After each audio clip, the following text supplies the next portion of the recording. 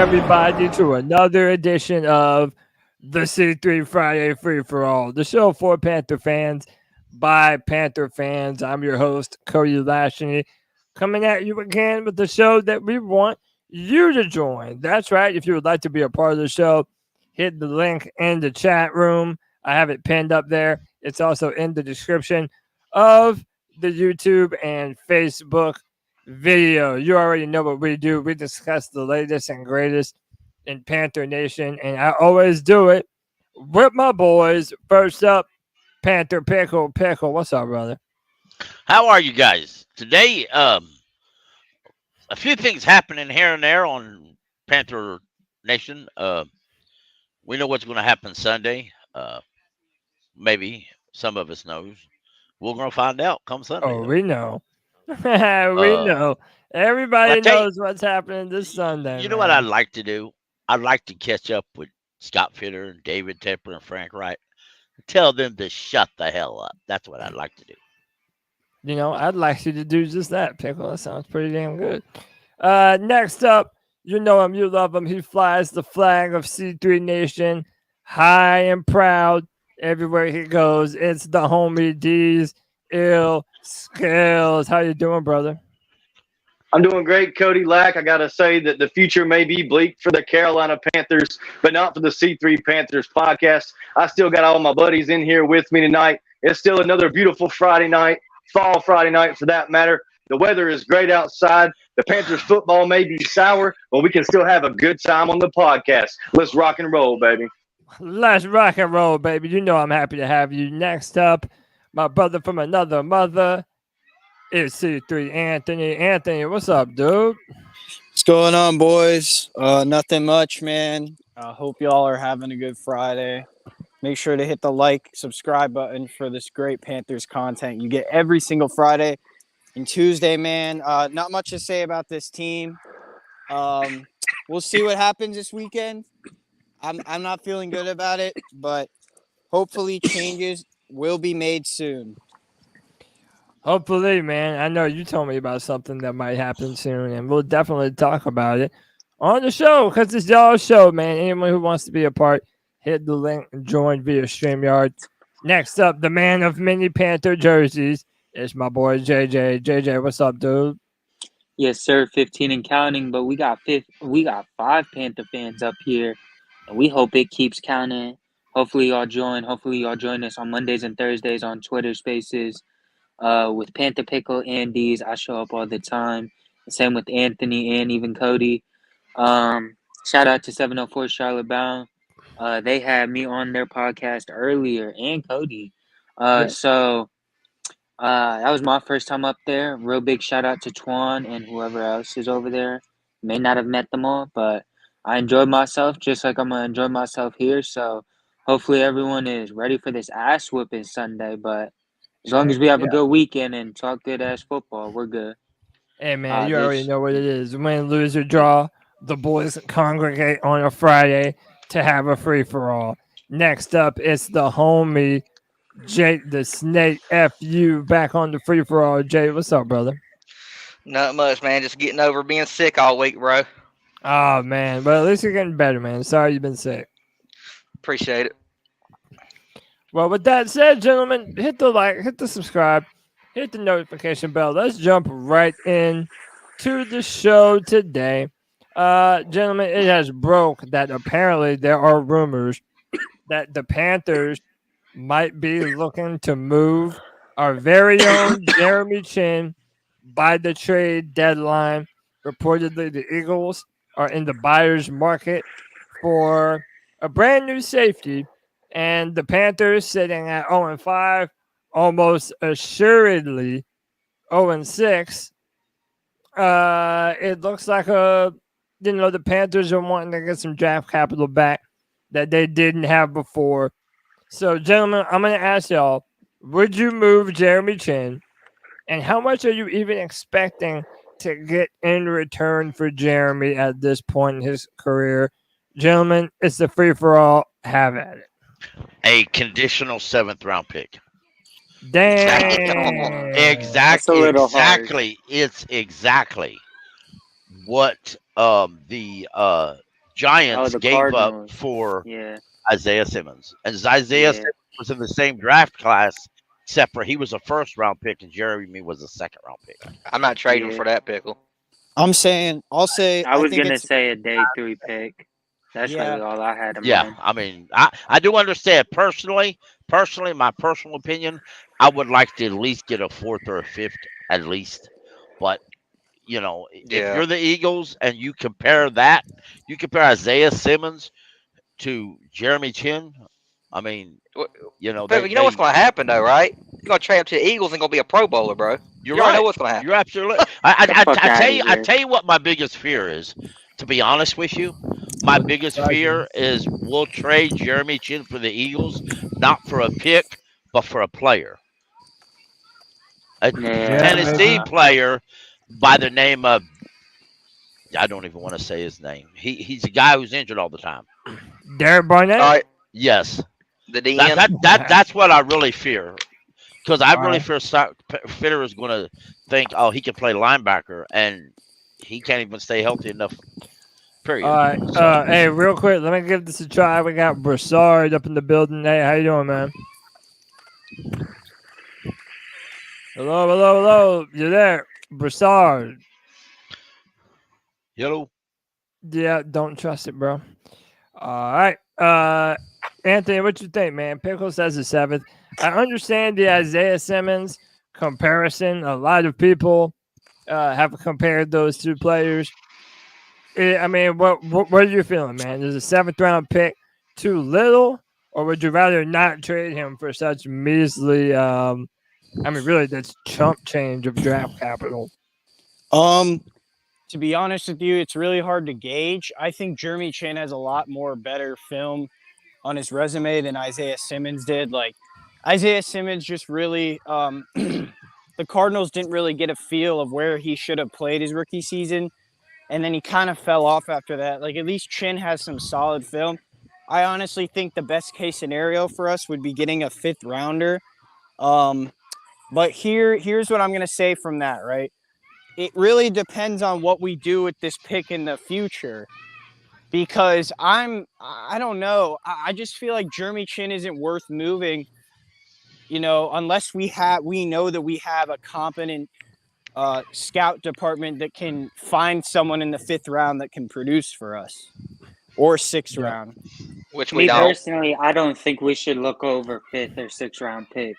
I think if those are the only draft capital I look at as chump change is the 7th round, but a 5th or 6th, I look at that a little more like we could use this as significance in like a trade to get to a day 2 pick. And if you hit on a day 2 pick, like you could get legitimate starters and the franchise changers in the second day. I mean, like it happens way more often than a day 3 pick. Right, so but how many times do the Carolina Panthers do that? Not maybe never. if we nail our next GM pick, who knows, man? Yeah. Also, But we That's when need it comes- capital right now, though. Like you guys got like for a guy like Jeremy Chinn isn't gonna help us win games soon. Like a 5th round pick and draft capital will, though. Yeah. Also, Yeah. you have to think. You have to think if they, for example, if they offer you a 6th round pick, and you slam the door on it, or even if they offer you a 7th and you slam the door on it, you're not using him now. Period. Or very little. And he's In leaving free this agency, offseason. his contract expires this year. You're not going to franchise him, so he'll go off into free agency, and you'll get nothing. Because even if he signs and becomes a stud for another team, then you'll be very lucky to get a conditional. What's that? 7, or you'll be very lucky to get a 6th or a 7th round compensatory pick. And if you sign folks in free agency to fill his safety position, then that eliminates that. So, you got to be careful when it comes to compensatory picks. The formula is if it eliminates them if you sign too many people. So if you slam the door at a late Saturday pick, you're going to get nothing, period. So then later on in life, don't bitch when you say we didn't get nothing for Jeremy Chinn and he's a stud somewhere else. Yeah, That's because we have the in-depth ability to use people. Well, it's also this, like, I'm all for trading him, but like, I mean, the only reason you trade him is because you're not going to pay him, right? But I just feel like we would basically trade him for nothing. Because like JJ said, yeah, I'm all in on trading him. If you know, those besides the 7th round pick, that's not chump change. But who's going to make the draft selection? That's really what I'm thinking about this.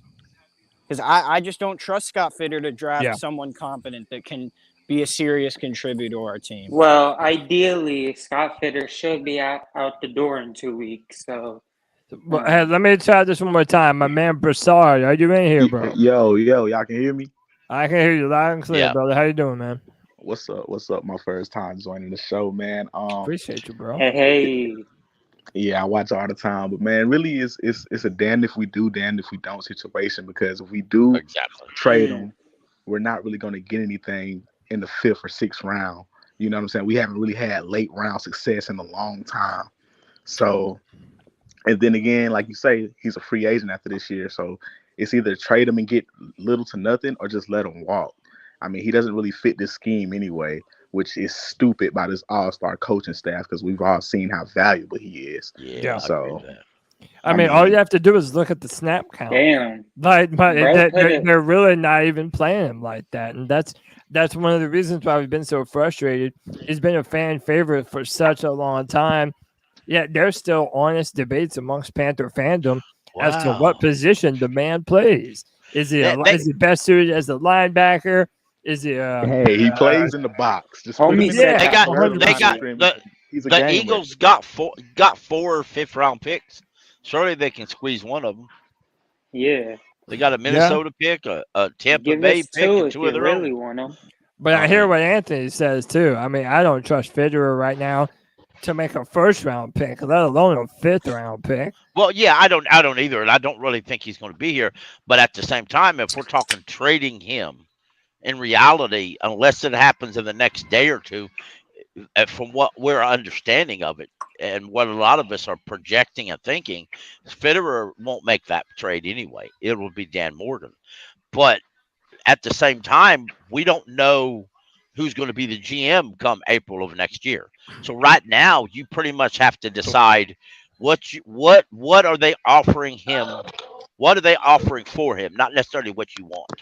Now you can be stubborn and say, no, we want a 5th. We're not taking a 6th or anything below that. It's a 5th or nothing, and keep him. And then the next GM is going to say, well, he didn't play a lot anyway. We're just going to let him walk, and then you get nothing. Yeah. Period. I mean, that's your choices. Let me get my man Diesel Skills in on the convo, man.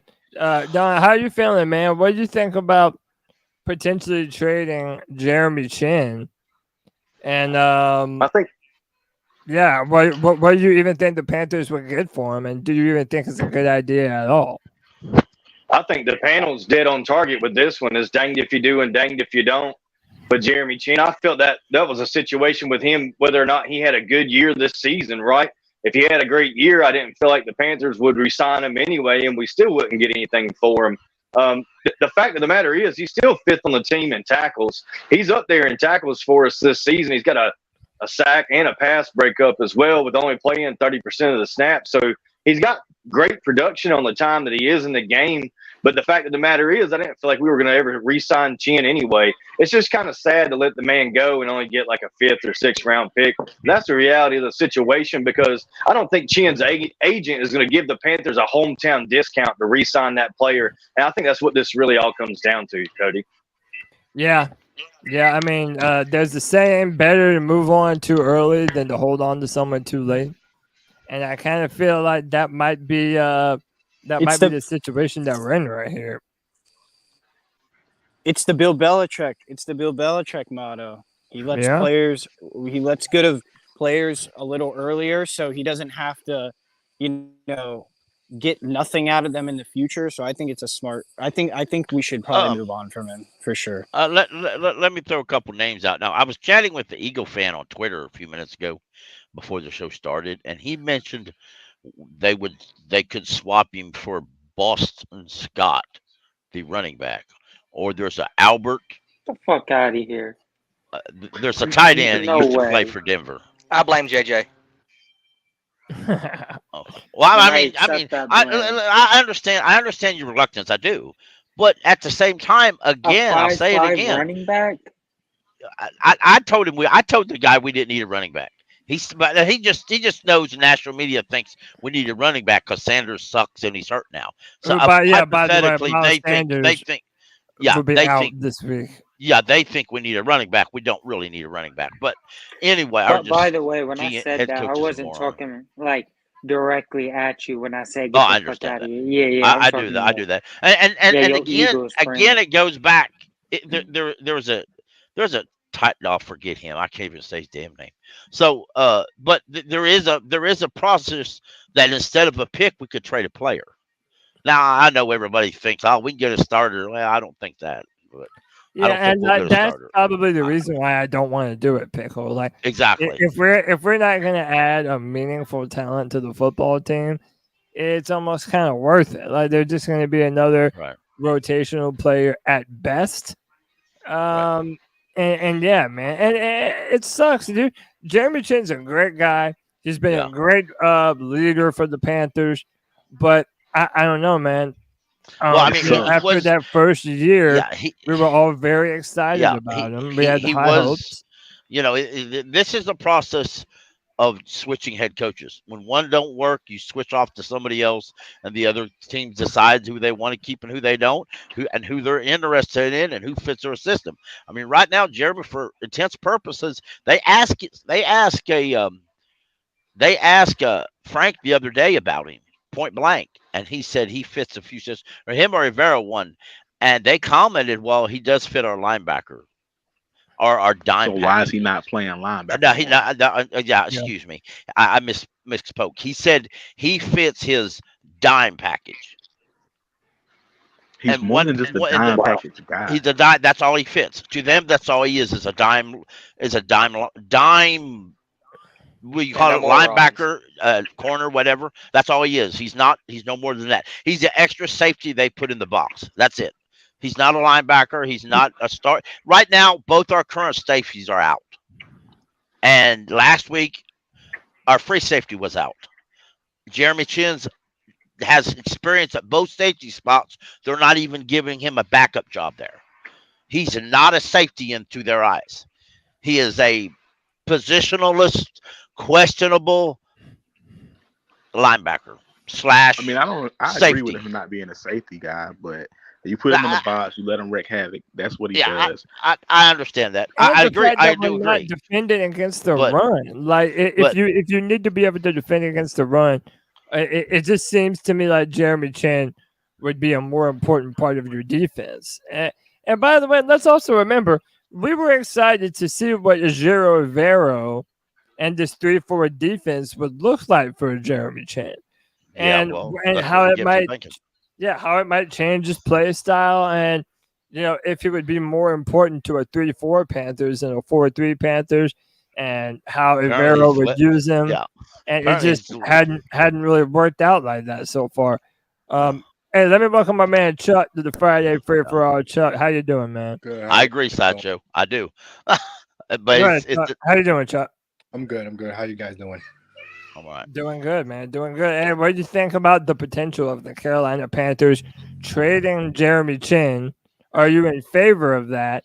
And how much do you even think he would fetch in a trade? Like I said before, if you get a fourth, go ahead and do it. He is a luxury piece for defense, and the way he plays, his body's not gonna last into his 30s. He's a small linebacker in their eyes. Yeah, like you said, Pickles hit the nail on the head. He is not safety in their eyes. He's not fast enough to be a safety. So I feel like the best thing to do is get some compensation, get a little compensation. If it was a fourth, if the Eagles are offering a fourth, take it. Yeah. I almost don't think that you're even going to get a fourth for him, though. That's kind of what we're talking about. Like, maybe we will, maybe we won't. I mean, I'll be honest with you. If the best you're ever going to get is a fourth, I mean, you might as well get something for him. You know, it's not even ideal. I mean, I certainly don't trust Fitterer to find a starter in the fourth round. But at that point in time, what are you going to do, man? But he's not a full-time. Jeremy Chinn's not a full-time player. He's not. No. In any not system, in the he's not a full-time. In the scheme, no. Because, I mean, really, we didn't draft guys to fit a 3-4 scheme. No, we didn't.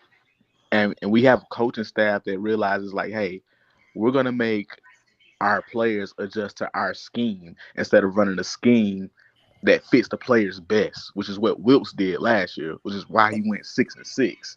Mm-hmm. It's also why, like, this coaching staff and these players kind of remind me of Phil Snow a bit on defense. How, like, some of these guys aren't fit for just one type of base, so they had to run 3-3-5 or whatever it was with Phil Snow. Now they kind of run this like hybrid 3-4 that they're just forcing upon the players because that's like the closest to what, you know, they can run with the players we have. So I get what you're saying there.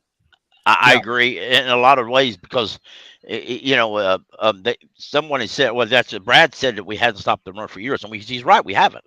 And in a lot of ways, if you look back, the last time we had a defense that we as fans understood, the players understood, free agents and draft picks basically understood this upcoming defense. They know where they fit. They know where the runs are. They can fit these.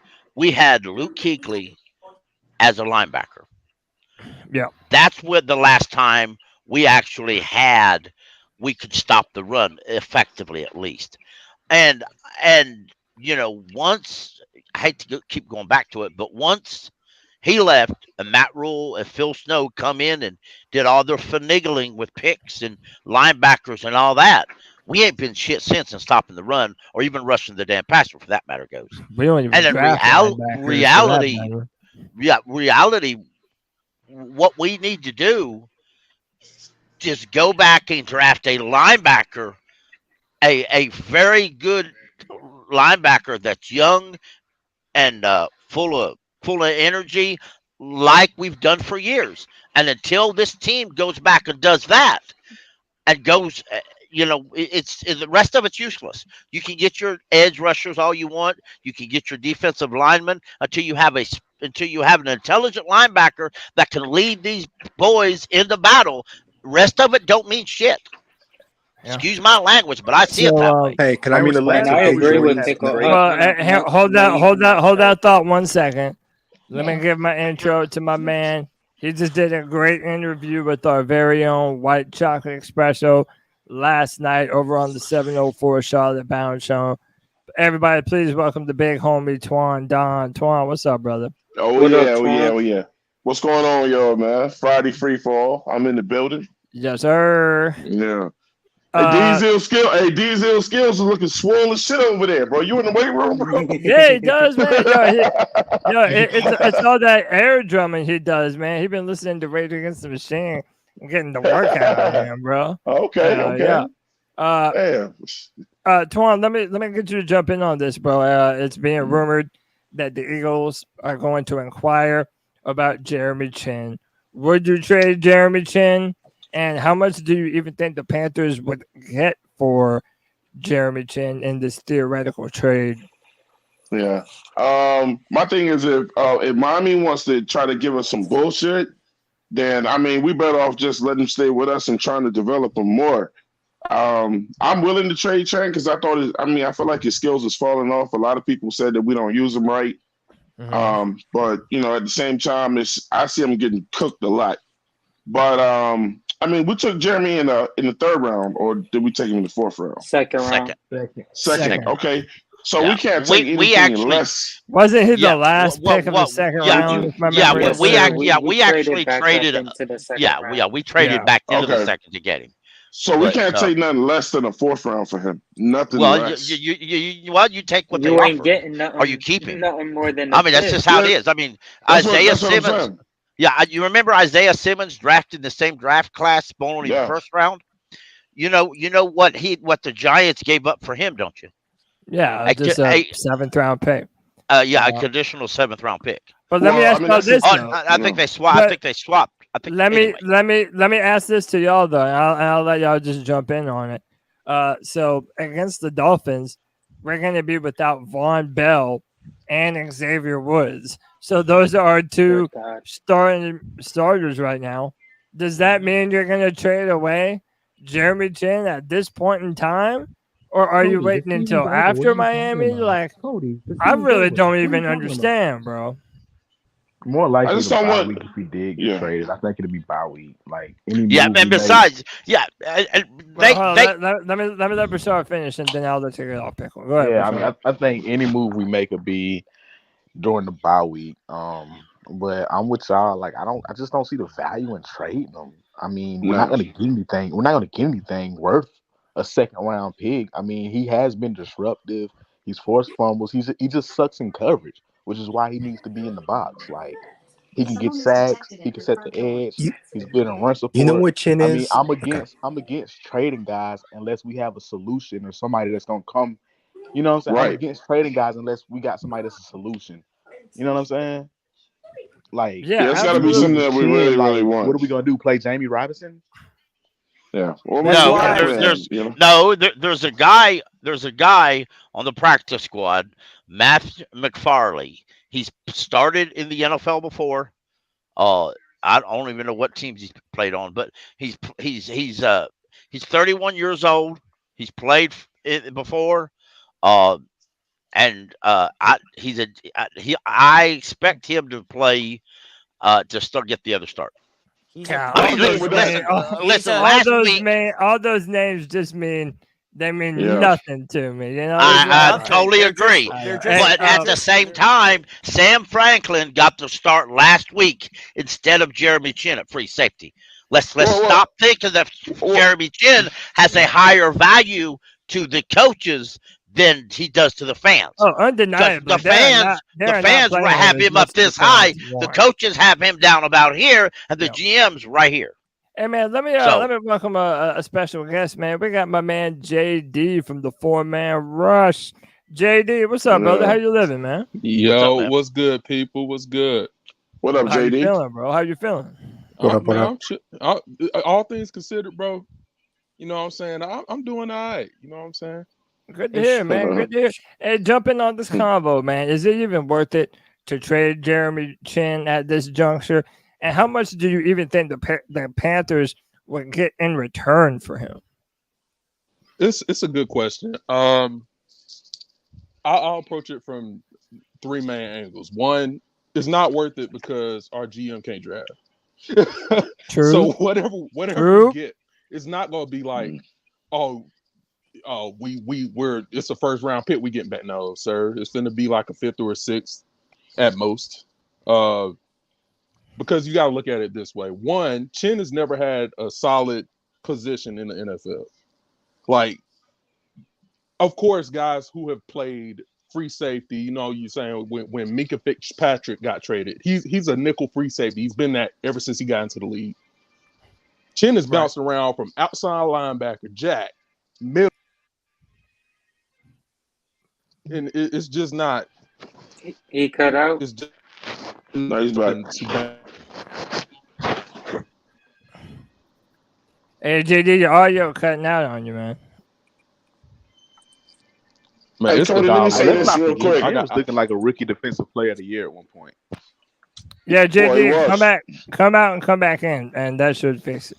Go ahead. What were you saying, Twan? The thing with Chinn, like I said, no. Pickle says you got to take what you want. I don't want the Carolina Panthers to continue to stay in the habit of giving our players away and taking what people want to give us. You know what I'm saying? Sometimes you just got to hold steady and not give the people. If they want to give you something crazy, then keep them. The other thing with Jamie Robinson is this. Now's the perfect time to play Jamie Robinson. We're not going to win, so you might as well see what you can get out of him to see what he really is. You know who Fitter is? He's that teacher that like the class begs to move the test to next week, and he's like, "Okay, fine."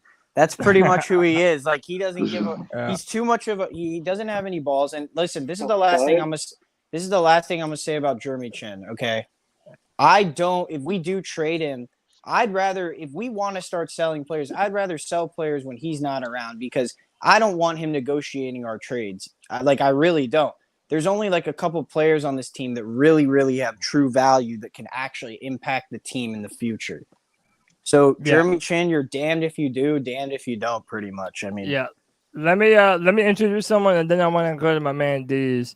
You know him, you love him. It's the homie, Jay Stubbs, back on the free for all. Jay Stubbs, what up, baby? Man, I just got back from the multiverse, bro. We're undefeated and fucking it's amazing, bro. Damn. Take me back there, brother. Bro. I'm ready. Let's go. Yeah, why did you even come back here, dog? I didn't mean to, bro. I just went to a black hole by accident. Oh, that's OD, man. Man, I hate to hear that, bro. I hate to hear that. Well, let me ask you this. What have I missed? Jeremy Chinn talk? I mean, in this universe, it's looking like the Panthers are going to try and trade Jeremy Chinn. How you feel about that, bro? Man, what a question. Go ahead, Jay Subs. My whole thing with Jeremy Chinn is like, man, at this point, bro, everybody but Bryce Young can go, bro. If I'm being completely honest, like, because I hate to say that, I really do. I hate to say it, but it's like nothing is working, and we obviously can't trade Bryce. That'll be dumb. But the one thing I'm looking forward to, man, I hate saying this, is next week, man, when we shrine Julius Peppers and Musa Muhammad to the Ring of Honor, and that's about it, bro. Because this season is, whew. That's what I said. Let me. Can I ask a question? Because there's an elephant in the room. I gotta ask this question. Do you feel with the bad O-line y'all be saying, no separation, defense can't stop the run? Do you really think CJ Stroud will succeed here? Let's be real. Let's go. Hell no. I'll say this, man. I feel like, and again, I don't know if y'all can agree with me, disagree with me. It's cool. This is just my opinion. I feel like the coaches would feel more confident calling downfield shots. Maybe I'm wrong. Maybe I'm right. But I feel like we would have a better downfield passing attack if we had CJ Stroud. Could I prove that? No. But again, all these hypotheticals of Bryce on the Texans and CJ on the Panthers, how would that look? Point, right? Well, we don't know. We might as well be talking about the Easter Bunny, y'all. Like, there's just no way to know. I mean, we have. I know that, but people are the hypotheticals, but basically like, hey, Bryce Young can go too. Like, is that Anthony? Anthony, dumb. You just said it was a waste of time. Nah, you don't get to talk. Nah, hell no. I just everybody knows I love CJ. That was my guy, but I'm a Panther fan, and it is what it is. Like, we can't. I know what you're saying, but like, we're never gonna know, bro. I mean, Cam survived behind a terrible line his whole career, so you just never know, you know. Cam was different. Cam was a different type of quarterback. How do we know that though, bro? Like we drafted. Are you serious? Is that a serious question? Is that a serious question? Yeah. Yes, it is a serious question. When y'all said 100%. Some of these other, Cam took a bunch of nobodies to the damn Super Bowl on offense. I'm talking about Hey, Twan. You never know, bro. Hey, don't y'all think it's a little bit of an indictment that this team is so flat, and like some of that has to do with they don't believe in Bryce Young, their franchise quarterback. It don't fucking matter. It don't fucking get paid. They're getting paid to coach the NFL. They're not getting paid to draft pick. They're not getting paid to give their opinion. If they wanted to have a say in every decision made, they should have went somewhere else. They knew that when they come here, when they accepted that big fat contract. Listen, to have all this were we not sold that Bryce Young was a brand? To be honest, I'd rather talk about the fact that David Tepper got out sweet talked, and we should have got Justin Herbert instead of Derek Brown. Hey, damn right. Pickle. I mean, let's talk about that. This man called a pickle, bro. You hate to say right. Go ahead, Jason. So my thing is this. With all that being said, it's like at the end of the day, it's like my whole situation with the whole draft thing. It's like I'm not saying the NFL like screwed us, but all the insiders were like Bryce. And as soon as we drafted them, all the insiders were like Panthers suck. It was like a coordinated. But I told you they were setting us up for a fail. I told you they build you up. A rookie quarterback. I told you they build you up to knock you down. They built us up to knock us down. They should have stuck with Stroud. They wanted Stroud. Temple wanted Bryce. Exactly. That's my. They should have stuck with their guns, bro. Let me go to Broussard, then I'm going to go to D's. Go ahead, Broussard. I mean, we have nothing to set up a rookie quarterback for success. Terrible O-line play. The receiver's not getting open. We can't run the ball for man. Bryce sucks. Bryce Young sucks. Hold on, let him get off. Let him get off. Bryce Young doesn't. Stop trying to take it away from him. Hold on, let him get off. We're talking about a coaching staff that hasn't did anything right. We watched Chenault do good at running back. Oh, you got us 8-9 yards up the middle. Go sit down. We're not using you no more. Like, we don't know how to use Jeremy Chinn. Like, what has this coaching staff done? So the same way they're making Bryce look bad, I feel like they be making CJ look bad too. Especially when your best wide receiver is 33 years old, bro. You can't win in the NFL like that. Yeah, but we've seen other rookie quarterbacks who were just good enough to overcome their situation. And the thing is, it's just been a few games, bro. Like we seen Mac Jones look better than Trevor Lawrence. The narrative around Bryce Young was he would be seamlessly fit. He was pro ready, and he can elevate those around him. And now he's football. That's the total opposite of what we're fucking seeing, bro. Like, hey, Cody, I just a little bit of blame on Bryce, bro. Y'all get so offended. Can I say, Cody, tell me, Kelby, I just want to ask one question. I'm saying 4 games is not enough for me to see. We seen Mac Jones look way better than Trevor Lawrence. I'm definitely not saying 3 years later, how's that working out? We seen Baker Mayfield look better than Josh Allen as a rookie. How's that working out? Cody, answer me this one question, Cody. Cody, answer me this one question. Who will CJ Stroud's weapons? Who will CJ Stroud's weapons with Houston? He ain't surrounded by fucking weapons. No, I mean, his wide receiver one is 33 years old. They had a good draft pick in Tank Dell. You damn right he would have been better with us. Yeah, they had Nico Collins from last year. I forget the other dude's name. Damian Pierce. Exactly. I get that. Yeah, Damian Pierce at running back, but also like they got a better coach too. Look, Bryce is my quarterback. That's going to be the quarterback that we're going to have for the foreseeable future. But you don't even sound excited saying that. I mean, I really. What the hell do you want anybody to say? You don't even believe that, Cody. What I'm saying is that I genuinely believe that it's so dismissive, and it does take away from what Stroud is accomplishing right now. The man has thrown over 180 passes and hasn't thrown one interception. He's making history. It's like every. Nothing is Bryce's fault, and nothing that's happening in Houston is because of CJ. I just feel like it's a little bit unfair. Cody, you know what's worse than that, bro? You know what's worse than that, Cody?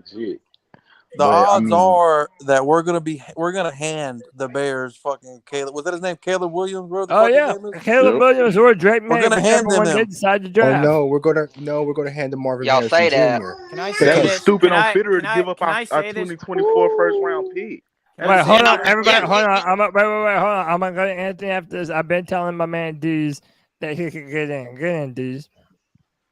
Oh yeah, I appreciate it. So, we were talking about Stroud making history. You know who else is making history? Our offensive line with the amount of pressures we've allowed. I don't see how do you expect a rookie quarterback. This young man just turned 22 years old. He's played 4 games in the NFL, and we have historic pressure in his face, and we expect him to be the end-all, be-all. I know we gave up a lot to go get him, but we got to cut the guy a little bit of slack. We can't call him a bust or that he sucks after 4 games. That is absolutely ridiculous. I don't think any quarterback in the NFL you can watch.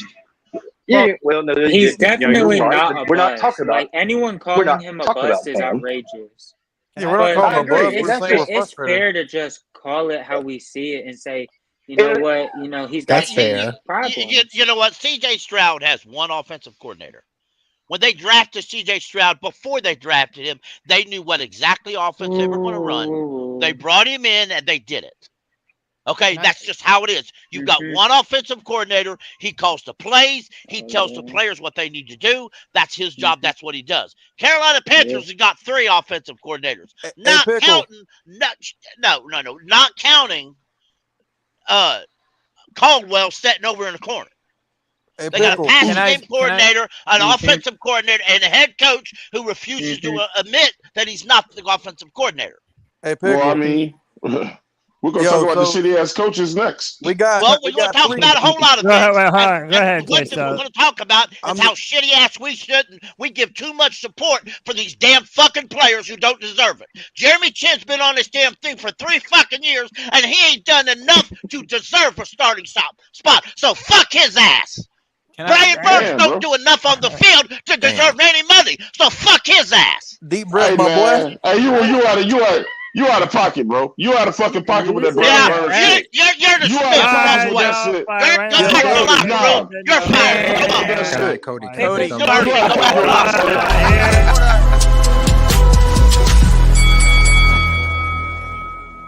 Can I say this? Like, Can I say this? Are you guys not sick? Cody, Ain't nobody manning up and one at a time, or I Cody, swear I'm gonna hit the shit again, bro. One Cody, at a you said time. I could go. Yo. You said I could go. You said No, I did. I did. Go ahead. I haven't spoken in like 10 minutes. Okay.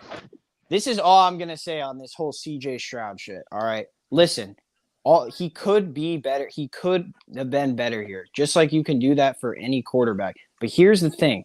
All the CJ Stroud fans, especially JJ, just be happy he's not a part of this shitty organization. Just be happy that he's seeing success somewhere else. Because the main constant with this roster, with this front office, is David Tepper. And he's the main problem with this team. So as much as you want to shit on Bryce Young yet, saying he's played bad, which he hasn't played good, he's going to be here for the next 3 years. So we might as well support him. You can say it how it is, blah, blah, blah. But all this hypothetical about CJ Stroud, listen, just forget about it. It may suck, but we've done this in the past with tons of other picks. Like Pickle said, Justin Herbert, Mac Jones, Fields. We've had many quarterbacks we've passed on. So for everyone that's upset we didn't get their quarterback, in the end, just be happy that he didn't come to this dysfunctional organization because there's no evidence that would show that he would be good here. That's all I'm going to say. I just explained that. I'll let Twan go, but I'm not even trying to make this whole show Bryce Young versus CJ Stroud. Just like it's something obviously that Bryce should have went to the white party. Let's be real. Shut up, JJ. But look, let's be real. We're gonna have this conversation for the next 4 years. Like just like it was a conversation about should the Dolphins have drafted Justin Herbert over Tua Tagovailoa. That was a conversation that was had for a long time. So again, like we're going to be having this conversation for a long, long time to come. But what I want to ask to everyone though is, are the Panthers in full fire sale mode? Like, are you just looking to trade every single player of some value to try and get back some draft? No, I'm not. It's like the spirit store after Halloween, my boy. Everything for sale. You hear me? Everything for sale. Damn. I mean, so people just don't want to trade our players because they know that they'll go to another organization and thrive. That's the whole thing with Jeremy Chinn as well. Which but you know what the problem is with that? That's the reason I said just be happy that some of your favorite players aren't on the fucking Carolina Panthers. Like that's the reality of it. They don't thrive here. That's just the bottom line. So if we can get draft capital for these valuable players, just be happy that they'll thrive somewhere else because they're not going to reach their full potential here. Not under David Tepper. Do you want to pay him or trade him? What do you want to do? Oh, I'll trade him. But here's the thing with that. I don't want Scott Fitter making another pick or trade. So if you are going to have a fire sale, can his ass after we lose by 50 to Miami, then you can start making serious decisions on what direction this organization needs to go in. I got That's two the serious questions. Number one, like as fans, you guys not tired of us using guys the wrong way and watching them ball out at other teams? And number two, if we get rid of Scott Fitterer during the season, who I hate, by the way, I mean, how does that help us moving forward? Like, can we really get somebody to come in the middle of a season and help us? Or are we just going to promote Dan Morgan, who I think should you might as well go ahead and get rid of Fitterer now to get started for next year. Exactly. What is Scott going to do? What are you going to do? What is Scott going to do for us by letting him maintain with the Panthers? How the hell else is he going to help us throughout the rest of the year? He's constantly fucking up, and you want to hold on to him until the rest of the fucking year? Go ahead and get rid of his ass now, so the real GM can come in here and start making fucking deals with other teams, for next year. That's what I'm saying. Why? How are we going to get in the middle why let one of the guys that's been fucking this organization up stick around? That's what Twan. That's why I just said. That's why I just said that you have to Twan, fire. you sound like you barking. Twan, Bro, that's why I just said you have to fire him, then make decisions on these players, because I don't trust him to get the proper compensation back for these players if you are going to have a fire sale. My thing is, who the fuck is Tepper going to hire? That's my thing. In the middle of the season, he'll hire anybody. He won't hire anybody in the middle of the season, my friend. What he'll do, he'll for example, I don't know which one he'll do. I'm assuming it's Dan Morgan. He'll say you're interim. It's like gonna be fucking Nicole, bro. You'll be interim. It probably will be Nicole. And then at the end of the year, then they'll go decide if they want to keep Dan Morgan or they want to go out and hire somebody else. Remember, if you remember back, I don't know that you were a fan back then. I shouldn't say that. If you remember, we once had, when we fired Marty Herney. When we fired Marty Herney the first time, we had this interim general manager. I didn't know who he was at the time, named Brandon Bean. And when we hired David Gettleman, he just went back as assistant GM. And then later on, a couple years later, the Bills hired him as general manager. And a month later, we fired David Gettleman and rehired Marty Herney. And henceforth comes the downward spiral that led us into the hell we're at. Yeah. And a lot of people said that's why we brought in Adrian Wilson from the Cardinals. We brought Adrian Wilson in from the Cardinals to fill that role. And it makes sense if we were to let Scott Fitterer go to the middle of the season. He's been an assistant GM for another franchise for a while. Right. He can fill in for us or even permanently take over, like you were saying, Pickle. Right. I agree with that. Hey, man, hey, real quick, Tom, hang on. Let me welcome my man, JD, to the show. JD, what's up, bro? Yo, what's good? What's good? Can y'all hear me? Yes, sir. Loud and clear. Long time no see, brother. How you been, man? Who we lose? Living life, bro. Trying to apply the Carolina Panther motto day in and day out. Keep pounding, man. I've been getting my ass whooped. Just like I said, living life, man. Like, man, throwing some haymakers, catching me in the reels, putting me on the ground, but I hear you, bro. Man, you're not the only one. You can get through it, bro. Don't worry about it. You can get through it. And we'll do it together, man. We're going to keep pounding together, bro. Hey, look, this damn team don't control my life, man. I ain't losing no sleep over the fucking Panthers. Hell nah. My thing is this, though. I don't understand why Panthers fans want to get rid of our best players, man. Pickle, what is your deal with Brian Burns, bro? Why? I tell you my deal. My deal is I watch film, and he's not as good as you people think he is. Okay, he's not worth to me, for myself, nobody else included. He's not worth $25 million. Are we better without him?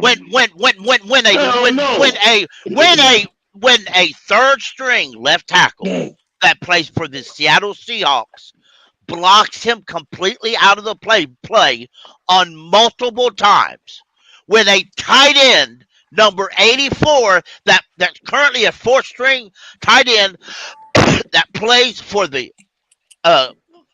Seattle Seahawks blocks him by himself completely out of the play, I don't see $25 million, man. Hey, listen though, he's now. He had Hold on. He's not TJ. Hold tight. Let me ask this question, Pickle. So, Pickle, you want this man to be a superstar every fucking game? You're damn right I do. You're damn right I do. That's why he carries the title elite. That's why he carries the title elite. You ain't got to keep yelling. You can say you make your point without yelling. Can I interject? Can I interject? Yeah, guys. Listen, Yeah, everybody's having a stressful week. Let's everybody just take a chill. Hey, the Panthers are not stressing me out. I'm just saying. Can I- Let everybody have.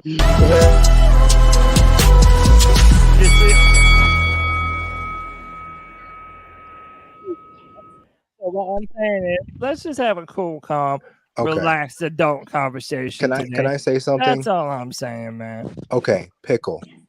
Can I ask you a question? Would you? So TJ Watt, he doesn't get any sacks on the Texans' offensive line. Is he trash? Is he not worth his money? Because he got. I watched on who? TJ Watt. TJ Watt didn't have any sacks against that weak Texans line. Yeah. Would you say he's not worth the money? Because he's worth it.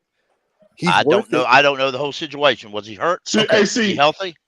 I don't know the whole situation. Somebody in the chat just said. Somebody in the chat just said YGM was better than Brian Burns last week. So the fuck what? Why would you not want other players to step up? All right, let me ask you a question. Ding ding. All right, let me ask you a question. Okay, in reality, okay, I've heard you say this a whole bunch. I understand paying a guy if he's worth it. Okay, I really do. And hey, if they was to pay Brian Burns, I'd have no issues at all. I would say, well, they're paying him. I hope he fulfills his contract. Life goes on. That's exactly my response. But let's be real. Damn right. Okay, let's be real. Earlier, you made the same argument for Jeremy Chinn. In a few months, Jeremy Chinn's going to be an unrestricted free agent. In reality, the coaches and the GMs, in appearances only, have no desire to keep him. He's going to walk out. He's going to go on another team, and he'll likely play a lot better on another team with real coaches. Oh, all right. I don't want Jeremy Chinn. Compare with Brian Burns. I don't want Jeremy Chinn. A while ago, when we talked about trading him, you was all against it. Make up your mind, dude. Will you? I said don't give him up for nothing. I said I wouldn't give him up for anything. For anything. Like some team try to come at us and say we'll give you a late 6th-round pick for him. I'm not taking that. Okay, I understand that then. Okay, all right. So you're going to slam the door on that face, right? So then in a few months when he goes into free agency, you ain't getting jack shit. How's you like that? Okay. I would rather get something than nothing. But when you get in that cycle of giving up shit, then that's what teams are going to expect from us. When you look desperate, teams are going to say, I'm not going to give you what you want. I'm going to give you what I want you to have. I just disagree. Right, but we've been as a fan. Carolina It's okay for us to do that. It's okay for us to do that. Do you think that that Brian Burns, if he was able to fetch a 1st-round pick, would you entertain it? Yes. Well, hold on. If he asked me. Hold tight. If he's so good, he should be worth multiple 1st-round picks, according to Twan. What's up? Well, you know what? Somebody tried to give us that last year. Exactly. And last year we should have fired. To be honest, last year we should have kept Matt Rule until the end of the season and fired every motherfucker in that building. No, I agree with that. We tried to tell you, Pickle. Yeah, you know what you tried to tell me? Dude, JJ, my friend, I've been waiting all night for that shit. If Cole was here, he'd tell you. I've been waiting all night for that. Back in January and February. Back in January and February.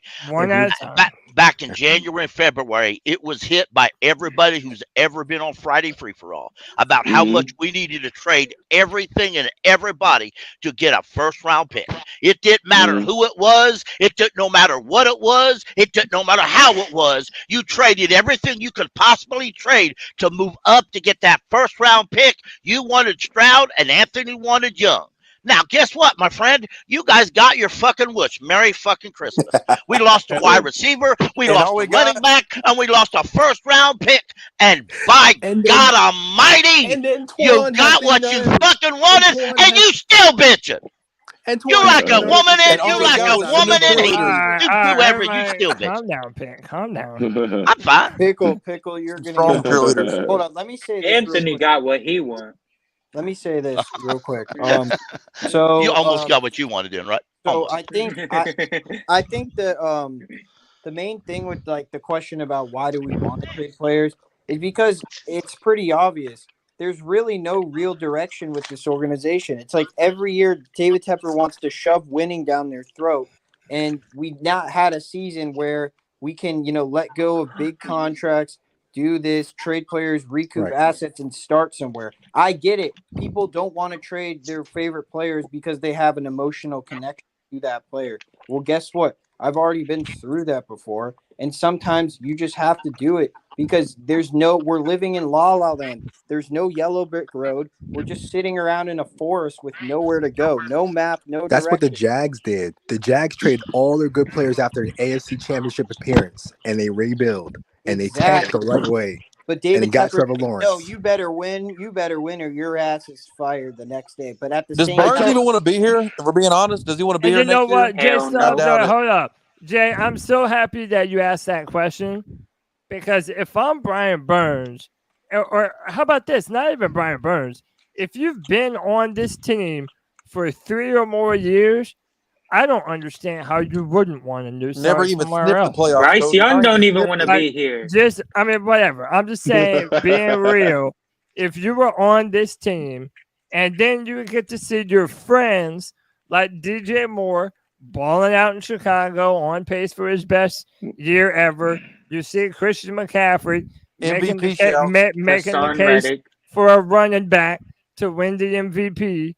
Hassan Reddick. You see these dudes making moves and doing things, and it's like, man, I don't know how you wouldn't want that for yourself too. And also, Brian Burns' brother played here. His brother played here. Yeah, and he wants to be here. But see, Cody, we got a bad habit, but we have a horrible habit of letting players go that want to be here. The only question I'm asking now is this: if y'all want to do the rebuild, strap everything, what 3 players on the team would you want to keep? Can I answer that? Because without naming Bryce Young, because he ain't going nowhere. And JD from 4-Man Rush is back on the show, bro.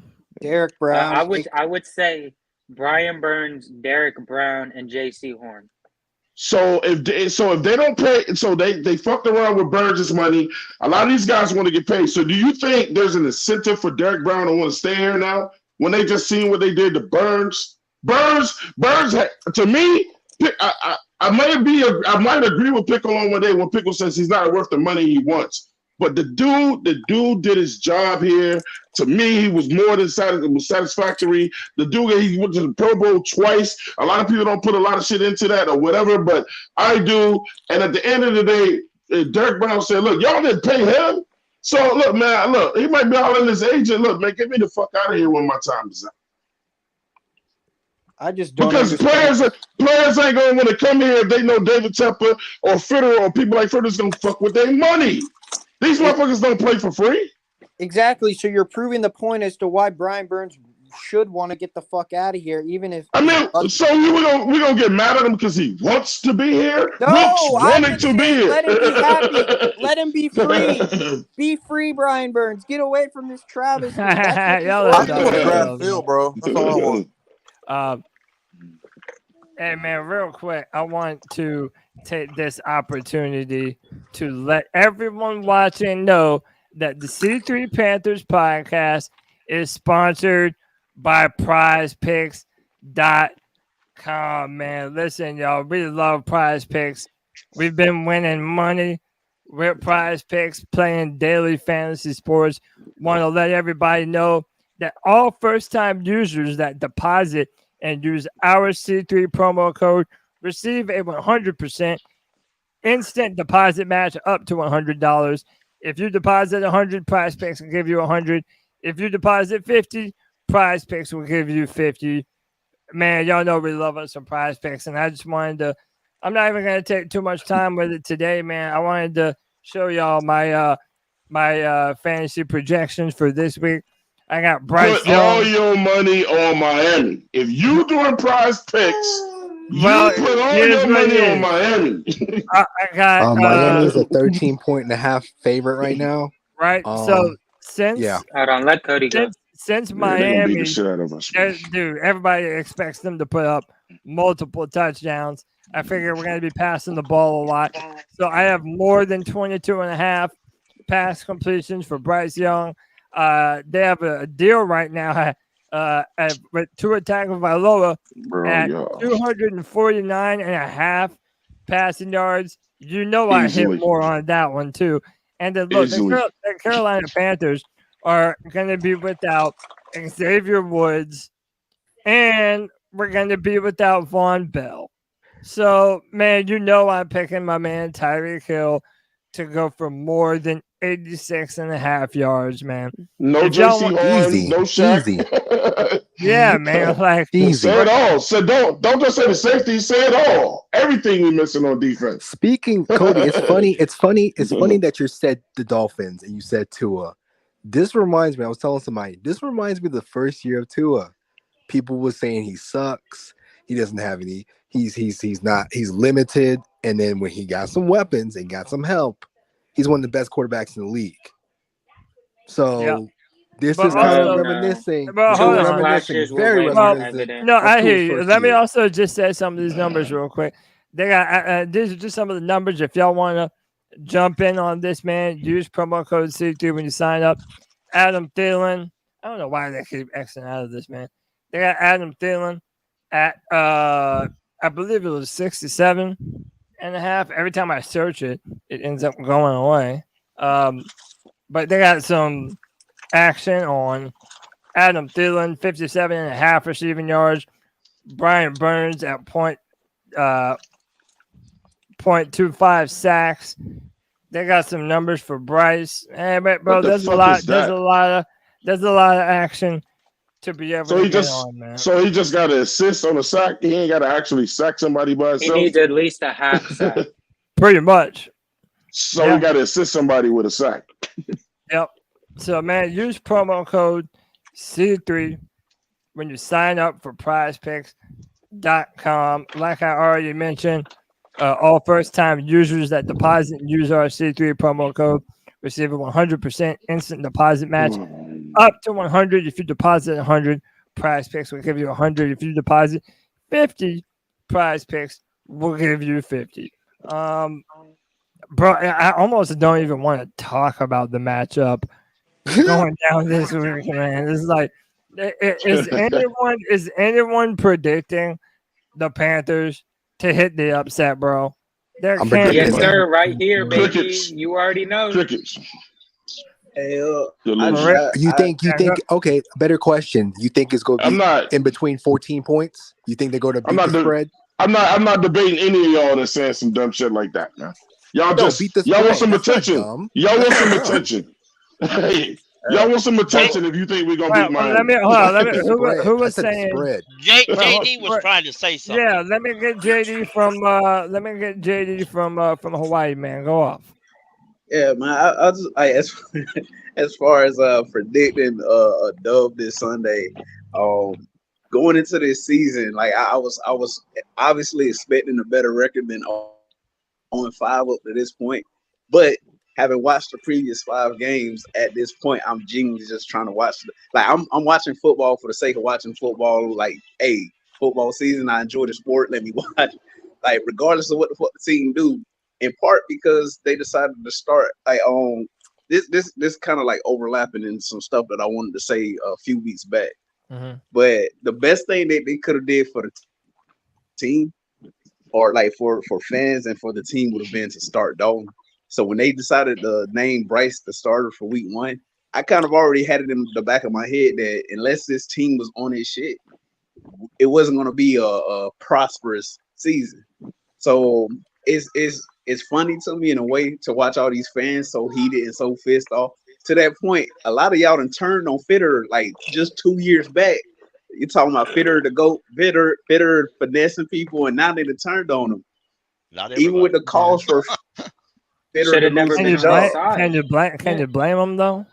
Can you blame him? He been really fucking up lately. With that, with the call for Fitter to lose his job.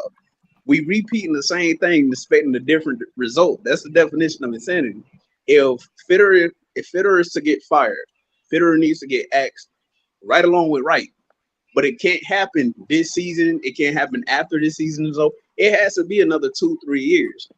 Oh. No. Someone just said Tua, right? Jalen Hurts, Lamar Jackson. All these quarterbacks had question marks when they were rookies. People questioned. I specifically remember people questioning Tua's ability to push the ball down the field and shit. And the same things are being said for Bryce right now. We got to give it some time. Now, I know that's the hardest thing to do is be patient. But hey, JD, the one name you didn't say, you said Reich and you said Scott, right? But the name that you leaving out is that bald head punk that won't keep his hands off shit, and that's David Tepper. Right. It don't matter who you got if he just gonna keep touching shit. Hey, I thought about this the other day and it had me heated as hell. When Tepper bought the team, I was like, man, like what could have been? When Tepper bought the team and he decided to fire Run, right? Strike one right there. You fired Run, but you didn't get rid of the GM. Right. Like I said, you repeating the same thing, expecting a different result. So if you're going to fire the GM, you might as well get rid of the head coach too and bring in somebody that you feel can elevate Bryce because, like I said, after 2-3 years, if it's not getting better, you got to do something to put Bryce in a position to succeed, put the team in a position to succeed.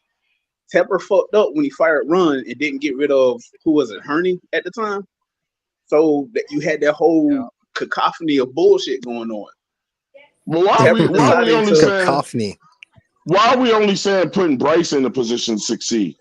How about we put everybody on the team in a position to succeed? Yeah, that's correct myself. I say Bryce and then I said the team after. But yeah, man, it's like I said, right now, it's we as a fan base are in a dark place. Bryce got to put himself in a position to succeed sometimes. Yeah, man, but hey, let me take a moment, even though Twitter will tell you that I hate the kid. Let me take a moment to be fair to Bryce. You know, I think if you were to ask Bryce, like, hey, do you think you're playing good football right now? As a good player, he would probably tell you no.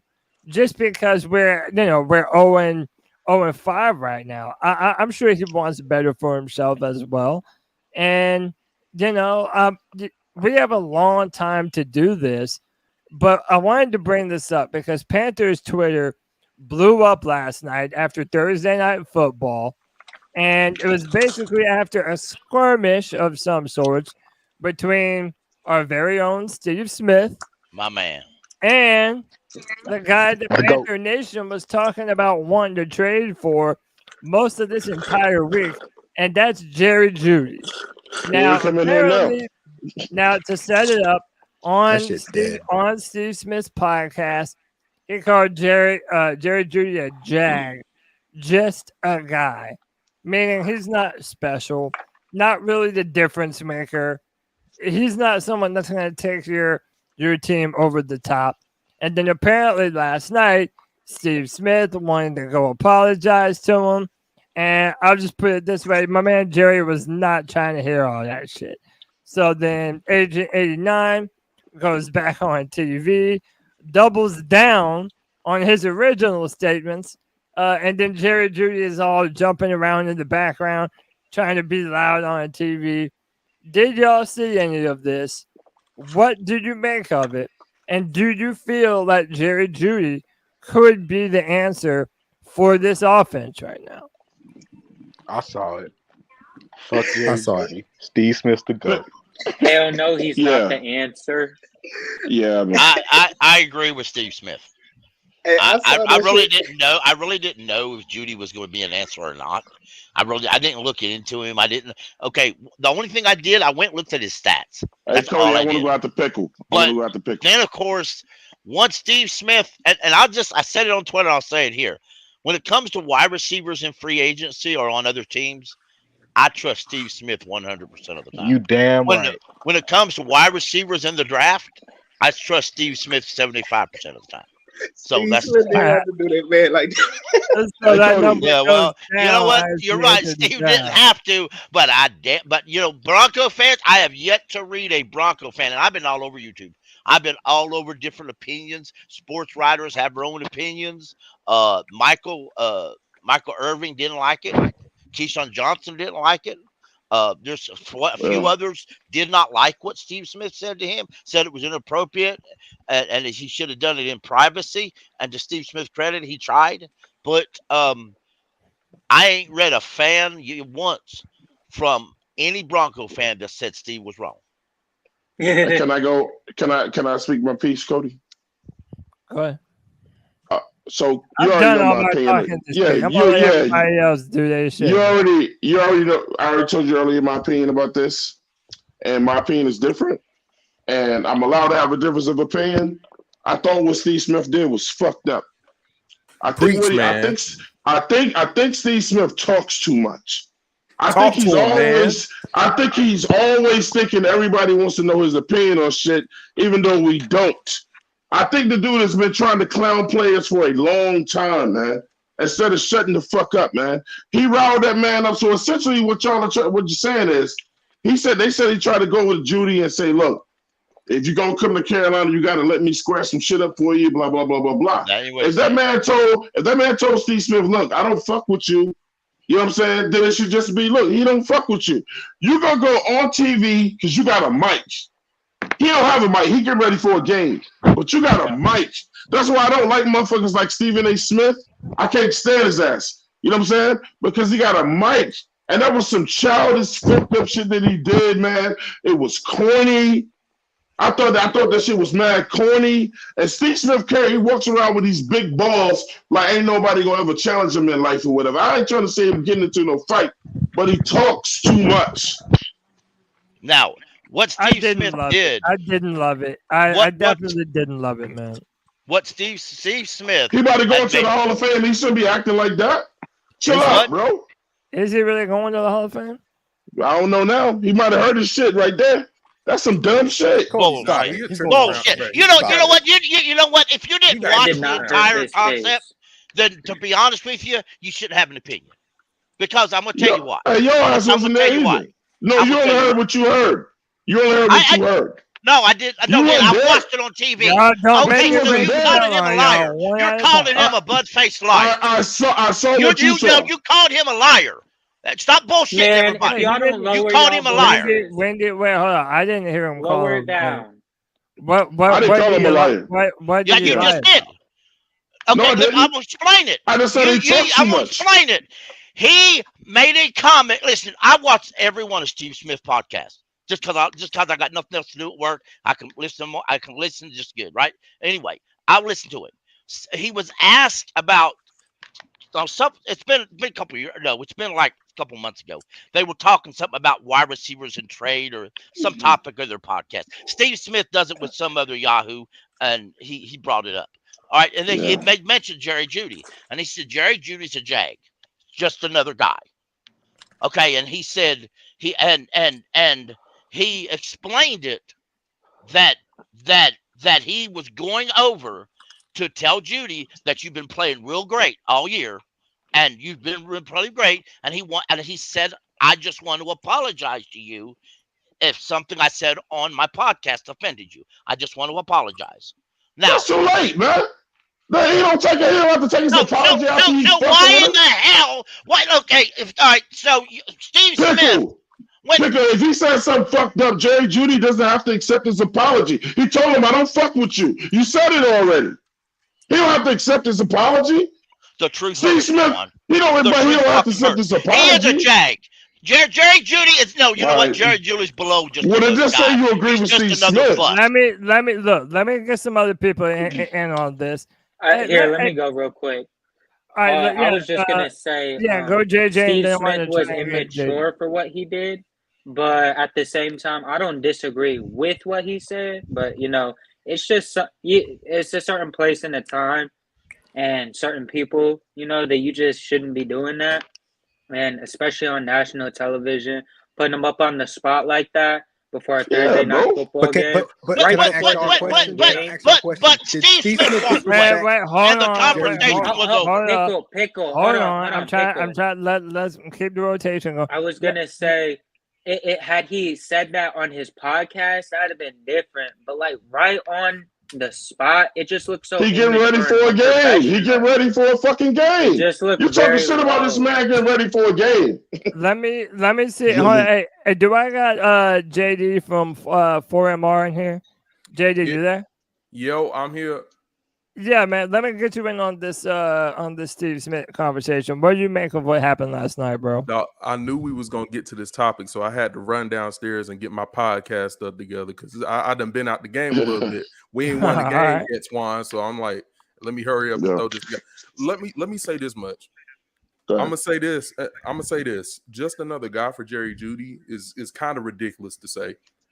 Bro won the Biletnikoff Award 2018. Mind you, I know it's going to be college. Y'all can be like, oh, well, this is the NFL. 2018, he wins the Biletnikoff for the best receiver in the nation as a sophomore with Jalen Hurts at quarterback. Now, if you know anything about Jalen Hurts' college career, he didn't turn up till he got to Oklahoma. Really? Jerry Jeudy. Twan, listen. Jerry Jeudy is down. No, I agree with you. I agree with you. I'm giving you the script. I know you got my back. So I'm like, listen to this. He was breaking records in 2018 in Alabama. Bro, you not just another guy doing that. You not. Yeah, man. 2020, jump to the league. Yep, and I'm gonna be honest. Go ahead. Let him go. Go ahead, you gonna let this? Okay, I can say this though. Hold up, Drew. Go ahead, we jumped to the Denver Broncos. 2020 leads the team in targets, leads the team in receiving. Wait. Listen to that quarterback situation, because I hear all the Panthers fans talking about DJ Moore is producing with trash quarterbacks. This man had a receiver at quarterback in 2020, led the team in targets and receiving.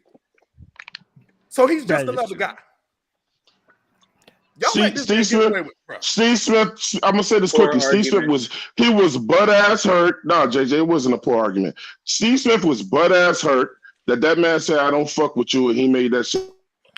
Well, I agree with Twan. I definitely agree with. Let me add on to what JD was saying though. Like, are we really not gonna pretend like Jerry Jeudy hasn't been in one of the worst offensive situations in the NFL? Bro, Russell Wilson has been exposed as a quarterback. That has been terrible up and down, man. Trash. Like, sometimes a player just needs a brand new environment. And I'm sorry, I hate the fact that Steve Smith is so close to the Carolina Panthers that it's like anything that he has to say about a player is like gospel. And look, he was an all-time great Panther player, but I just don't like how you're going to tear a young man down who is trying to build up his own career, trying to make some money of his own, and you're going to go out there on television and then tell everybody, oh, yeah, if an NFL team calls me for my opinion on Jerry Jeudy, I'm going to tell them to look somewhere else. Cody, like, bro, that's some bullshit. Now you're saying that I'm trying to that not only do I think that he's not a good player, but I'm trying to fuck up the bag for this young man. Cody, that's some sucker ass shit. That's some sucker shit. That was some sucker shit, Steve Smith. Let me get Chuck in here. Go ahead, Chuck. Twan, Cody, I do agree. That last line was some sucker shit. He basically said, I'm going to blackball you and tell you not to trade for him. Facts. Because I got pulled. So if you're not accepting my apology, yes, I'm going to act childish. Like he's a commissioner or some shit. Situation and be like, oh, don't draft for him. That's petty, dude. And Steve Smith, he's no great, but he has a familiarity with this. Remember with Dwayne Jarrett? Remember that situation with Ken Lucas? He has a reputation of doing this kind of stuff. He does the good stuff. He does the bad stuff. What did he do to Dwayne Jarrett? Dwayne Jarrett was an idiot. Okay. Do you know who I'm talking about? Yes, I know you're talking about. I know you're talking about. Okay. With all respect to everybody, if you don't know who we're talking about, please don't have a comment because you don't know the situation. Dwayne Jarrett was a second-round wide receiver who cried to every reporter all the time. It was a second-round draft pick, excuse me, who cried to every reporter all the time that he didn't get playing time. But he didn't know the playbook. He didn't know how to run his rights. He refused coaching, and he was always out of shape. And Steve Smith was supposed to be the leader, the one of the veterans that you go to. Steve Smith countless times tried to tell him. But one day in the locker room, late in the season, Dwayne Jarrett stands in front of a bunch of reporters, still crying. I don't know why I'm not playing. They just don't like me. Maybe it's cause I'm black. I don't know. And he cried and cried. Steve Smith walked right up amongst all the reporters, said, excuse me, walked up to him and said, you need to get in the film room. I think it was in the film or your playbook or something like that. That's all he said. You need to ring. That's all he said. Then he turned around and walked away. That's not wrong.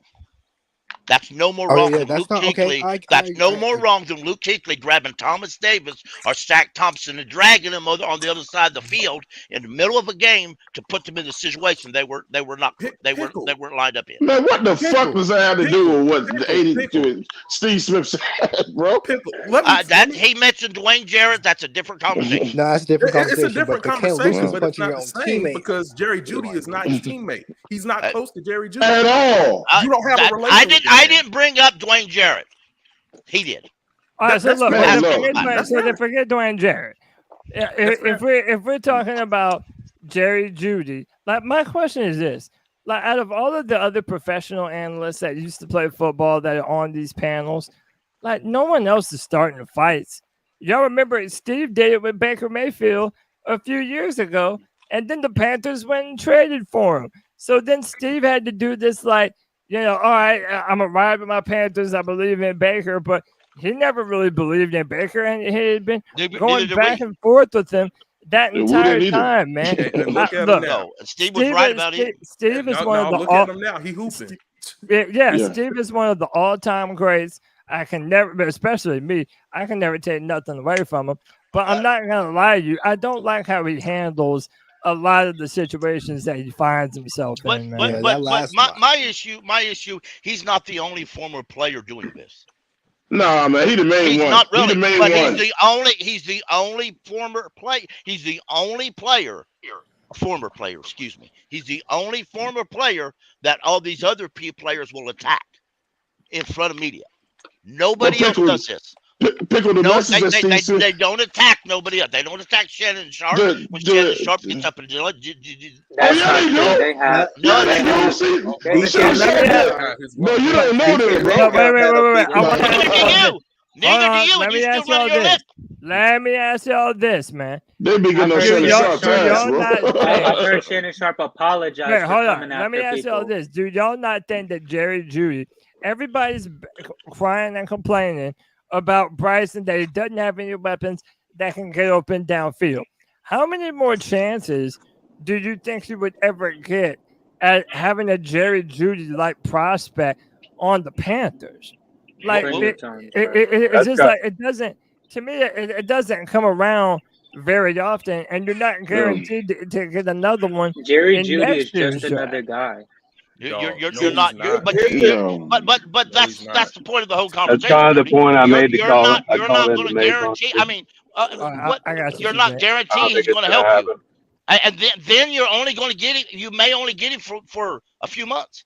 You'll get a third round pick. Hold on, time out.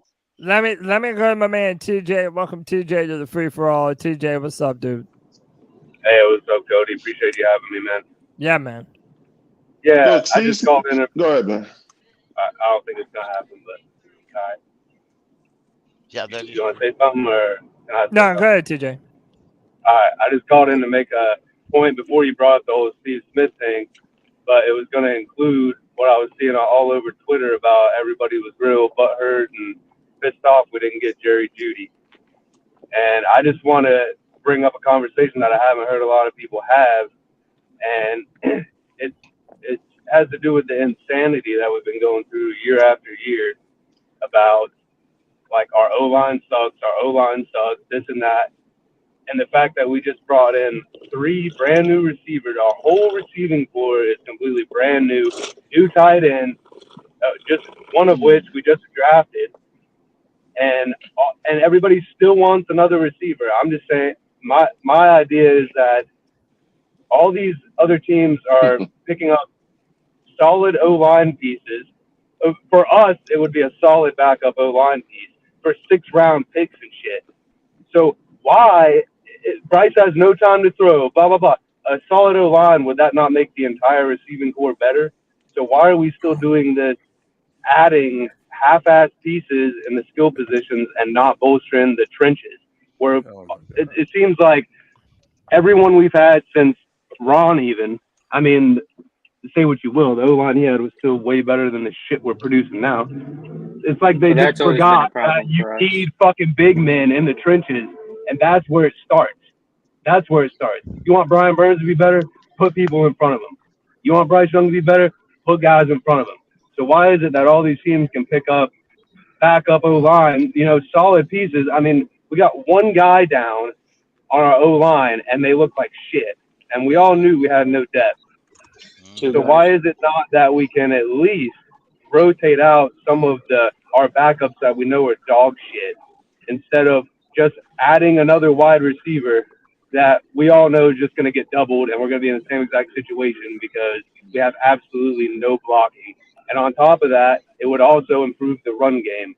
So it all starts there. So I just don't understand why no one's advocating and bolstering the trenches at all. Well, let me ask you this. Are you saying that we should be trading for another offensive lineman? I mean, a 6th-round pick. When have we hit on a 6th-round pick? Multiple teams just picked up O-line pieces for 6th-round picks. Who's out here letting good offensive linemen go for a 6th-round pick? Yeah, that's Ain't what no way. Let's start there. Let's start there. Ain't no way. Okay. So Jeremy Chinn's been in 90% of the snaps every year since he's been here. He's had 40 this year. Right. Saw that on Twitter today. If you're not going to use him, why not trade him? You don't think we could get a better O-lineman for Jeremy Chinn? We're not going to play him. We just drafted a safety and another edge rusher. My thing is no team. They don't grow those motherfuckers on trees, bro. If you have a quality offensive lineman, normally a team is not apt to give up one of those because of how valuable they are. There are two. I hear you though. I would love to do that. Like, hey, I have no problem saying our offensive line is absolute dog shit right now. But I just don't know. I don't know what trades you're going to make right now in order to be able to better this football team. Plus, everybody's saying that if we're going to trade people away, it's going to be for draft picks. I doubt we're trading to bring any other players here to the team. I just don't see why a team that's deep on that I agree. I hear you loud and clear, bro. I would also ask people to remember that the offensive line we fielded for like the last 8 to 10 games from last season, Corbett and Christensen, our starting guards from that O-line from last season, got injured. And then was Zavala. I cannot pronounce his name properly. Zavala. That's right. He was playing well and he got injured also. So part of the reason why our offensive line looks the way it does and hasn't been playing very well is due to injuries. You figure that we're going to get those guys back. They're going to be healthy, and then if your O-line is able to stay healthy, that gives the receivers time to run their routes, so on and so forth. So I don't necessarily know that bringing. I agree in that sense that I don't believe bringing in another receiver. Jerry Jeudy, to that point, the whole Steve Smith and Jerry Jeudy thing, I laughed at it because it was like that's typical Steve Smith. I did have an issue with him saying that, hey, if a team comes trying to trade for you, like, hey, Steve, somebody should have been in his ear, like, bro, what you're saying right now is you're going to fuck with his money. But why would a team call him up and ask him that? Well, I mean, why would a GM from whoever? He should have put it out there. He made it seem like he had Okay. Do you really? Let me tell you something. And I'm a Steve Smith fan. But if any GM, it don't matter who it is, has to call Steve Smith to find out, should I trade for Jerry Jeudy? You's a dumb son of a bitch. You shouldn't have that job. If you got to call a retired player up and ask him his opinion, you's a dumbass. About a player that plays for a different team, too. To that point, I do recall Jerry Jeudy, like in my, and it could just be something that's in my head, but I recall, I feel like people were saying that Jerry Jeudy and DJ Moore were essentially one and the same type of, like receiving skills, what they can They're do. not. I feel like I remember people saying they were like one and the same. I'll take Jeudy right now. I'll take Jeudy right now. So I'll take yeah, like Jeudy to right that now. point, like I feel like we made it. It was a mistake. Like as controversial as it might sound, considering the fact that you haven't paid Burns, and I think they mentioned it was like 3 players that the Bears were asking for, and Burns it was DJ Burns or someone else. It might have been a smarter decision to trade Burns and keep DJ so that Bryce had a guy who knew how to get open. But that's pure speculation on my point. It was Burns, Brown, and DJ. Yeah, hold on, real quick. Wait, let me introduce 2 people. First up, we got my man Stats in the building. Stats, what's up, brother? What up? How you doing, man? And then next up, it's my handicapped brethren, the Root Life NASA. What's up, dude? What's up with you, bro? Yo, how you doing, bro? Yeah, long time no see, man. How you living? That's what's up. I had to pull up. Yeah, man. Tell me what you think about that Steve Smith situation. You saw that last night, right? Him and Jerry Jeudy going back and forth. Look, Steve Smith has always been like this, bro. Yeah, for But sure. I don't understand why everybody's so uptight about it. That's who he is. That's how I Oh man, I agree. So if you're an asshole, you're allowed to be an asshole your whole life. An asshole. Nobody should not an asshole, Twan. Let everybody rap. Let everybody rap. Go ahead. Look, to me, that's how a coach is. Bro, at least Steve Smith ain't afraid to say how he feels. He's always been like that. He's always been fiery on the field. He's always been fiery off the field. He's been the same person since he's been on that Panthers team. Yeah. I hear you, man. Look, I'm not even saying. I don't know. I think I just feel like he's not in a great spot right now to be successful, and I just feel like a lot of people are complaining that Bryce has no weapons, and then when there's an opportunity to get a dynamic talent like Jerry Jeudy, and they don't want to do it. So it's like, all right, you're willing to let Bryce drown for the rest of the year and continue to throw these dink and dunk passes. Like, look at DJ Moore right now. He is outpacing all the projections that people had for him this season. He's on pace to have his best year ever. Why couldn't something like that also happen for Jerry Jeudy if you brought him here? Hasn't he been with that team for 5 years now? And he's had one quarterback. Is it 5 years? I don't know if it's 5. Is it 5? He's had more than one quarterback, and he's not been producing. I mean, if you go look at the fans that are talking about him, like they weren't even worried about. They were like, you know what Smith said was 100% accurate. Like they're not offended at the least bit. So man, we ain't listening to fans, bro. Years. Come on, man. Like Cody, hold on. Hey Cody, you said Jerry Jeudy was a dynamic receiving option that we'd add to Bryce. Bro, I just gotta disagree, bro. Jerry Jeudy is another guy. Bruh. No, he's not. Really That's a lie, bro. That's a fucking lie. That's a fucking lie. Twan, why you gotta scream? You get on to me about screaming, and you scream at You scream all the time, goddammit. Because you scream all the time, goddammit. Shut your ass What? up. Don't defend him just cause you. Old sons of bitches need to shut up. Damn. Gentlemen, or else this show is untenable, bro. First, let me let JJ go, and then I'm gonna get some more people in. Go ahead, JJ. No, it was just I mean, I really got what I needed to get off. I don't think Jerry Jeudy's like as dynamic or this elite talent like some people think he is or has. I wouldn't say all of that, but he really is just another guy in my opinion. Let me go back to let me go back when you can. Man, JJ ain't watching Denver games. Wait, hold up. I've been calling him a fraud since college, bro. It's let me go to my man JJ. You're crazy. Bro, hold up. He's been a bum his whole NFL career, bro. Y'all see how I'm about what to you just want me to say? Like muting y'all, bro? Because that's really what I'm about to do. What I'm trying to ask, let me go to my man JD from 4-Man Rush. Why did you think that Jerry Jeudy is? Why are people sleeping on him? What type of wide receiver talent is he, and what does he bring to the table as a prospect?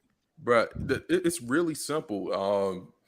I know people will be like, I know I just heard a comment saying Jerry Jeudy and DJ Moore are similar. They're not really. Obviously, DJ Moore coming out of Maryland was a yak guy. Coming off screens, he would catch the ball. Boom, he can take off. You know what I'm saying? Run like a running back. Jerry Jeudy is not that type of guy. Jerry Jeudy is a route timing type dude. And you cannot succeed as that type of receiver unless you have some semblance of competency at quarterback, which Denver has clearly not had. So it's like I don't understand the guy, and I'll say this for Smitty too. Like as a Panthers fan, he is like I have a jersey hanging up in my closet. I obviously look up to the man, how he played the game, how he approached it, that dog mentality. But bro, if you gonna start speaking on these prospects and these players like this, you got to come objective, bro. Like if you want people to value what you say, for every, like I know Cody is a writer for draft season, and me myself, I'm not gonna say nothing about a guy if I can't say something positive and negative about dude. Bro.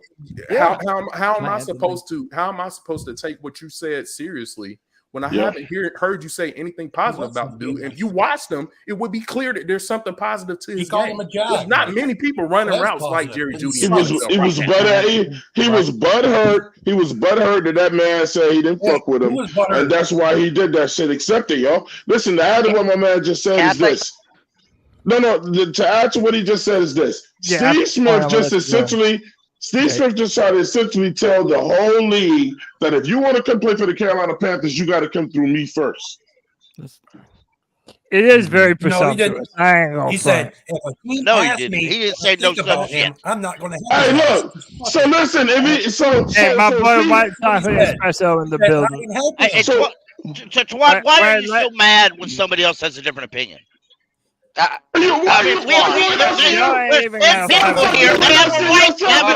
if y'all don't stop fucking yelling, hold on, bro, you are fucking tripping. You ain't asking yourself that? Are you serious? I ain't screaming every single person that when that dude said all that good stuff. Will you shut up and let me talk? I swear to God, y'all, I am not about to have everybody's shouting at one another. Hey, bro. Hey. Let me make something clear. Let me make something clear. Don't tell me to shut up. Don't tell me to shut up. Don't tell me to shut up. Where's Twan? I'm pausing everybody. No, it's gonna be some respect. But I swear to God, if we about to yell at each other and do name calling and all that shit, I'm gonna cut the show short. Keep it fucking Panther related, or I'm gonna fucking do this shit somewhere else, man. Not everybody, man. I'll put everybody in the background. Shit. Y'all forget who runs this shit. Y'all about to respect my time. Quit cussing each other out. Keep it Panther related, or else we're gonna do some other shit. God damn, bro. I wanted to point out also with the offense, like with the addition or if the Panthers were to trade for Jeudy, I genuinely don't feel like much would change because in part, like with the offense as it's been and from what I've seen for the last 5 weeks, I'm a huge proponent of having a run game, right? And that is one thing that the Panthers have been lacking for the last 5 weeks. Bryce is a rookie. It doesn't matter. It could be Patrick Mahomes. It could be Tom Brady. It could be Cam Newton. It could be any QB you want to name in the NFL that you feel can lead a team to a Super Bowl victory or whatever. You're not going to put that quarterback on a team and say, hey, you can only win if you're throwing 40 plus times a game, completing 30, 35 of your passing.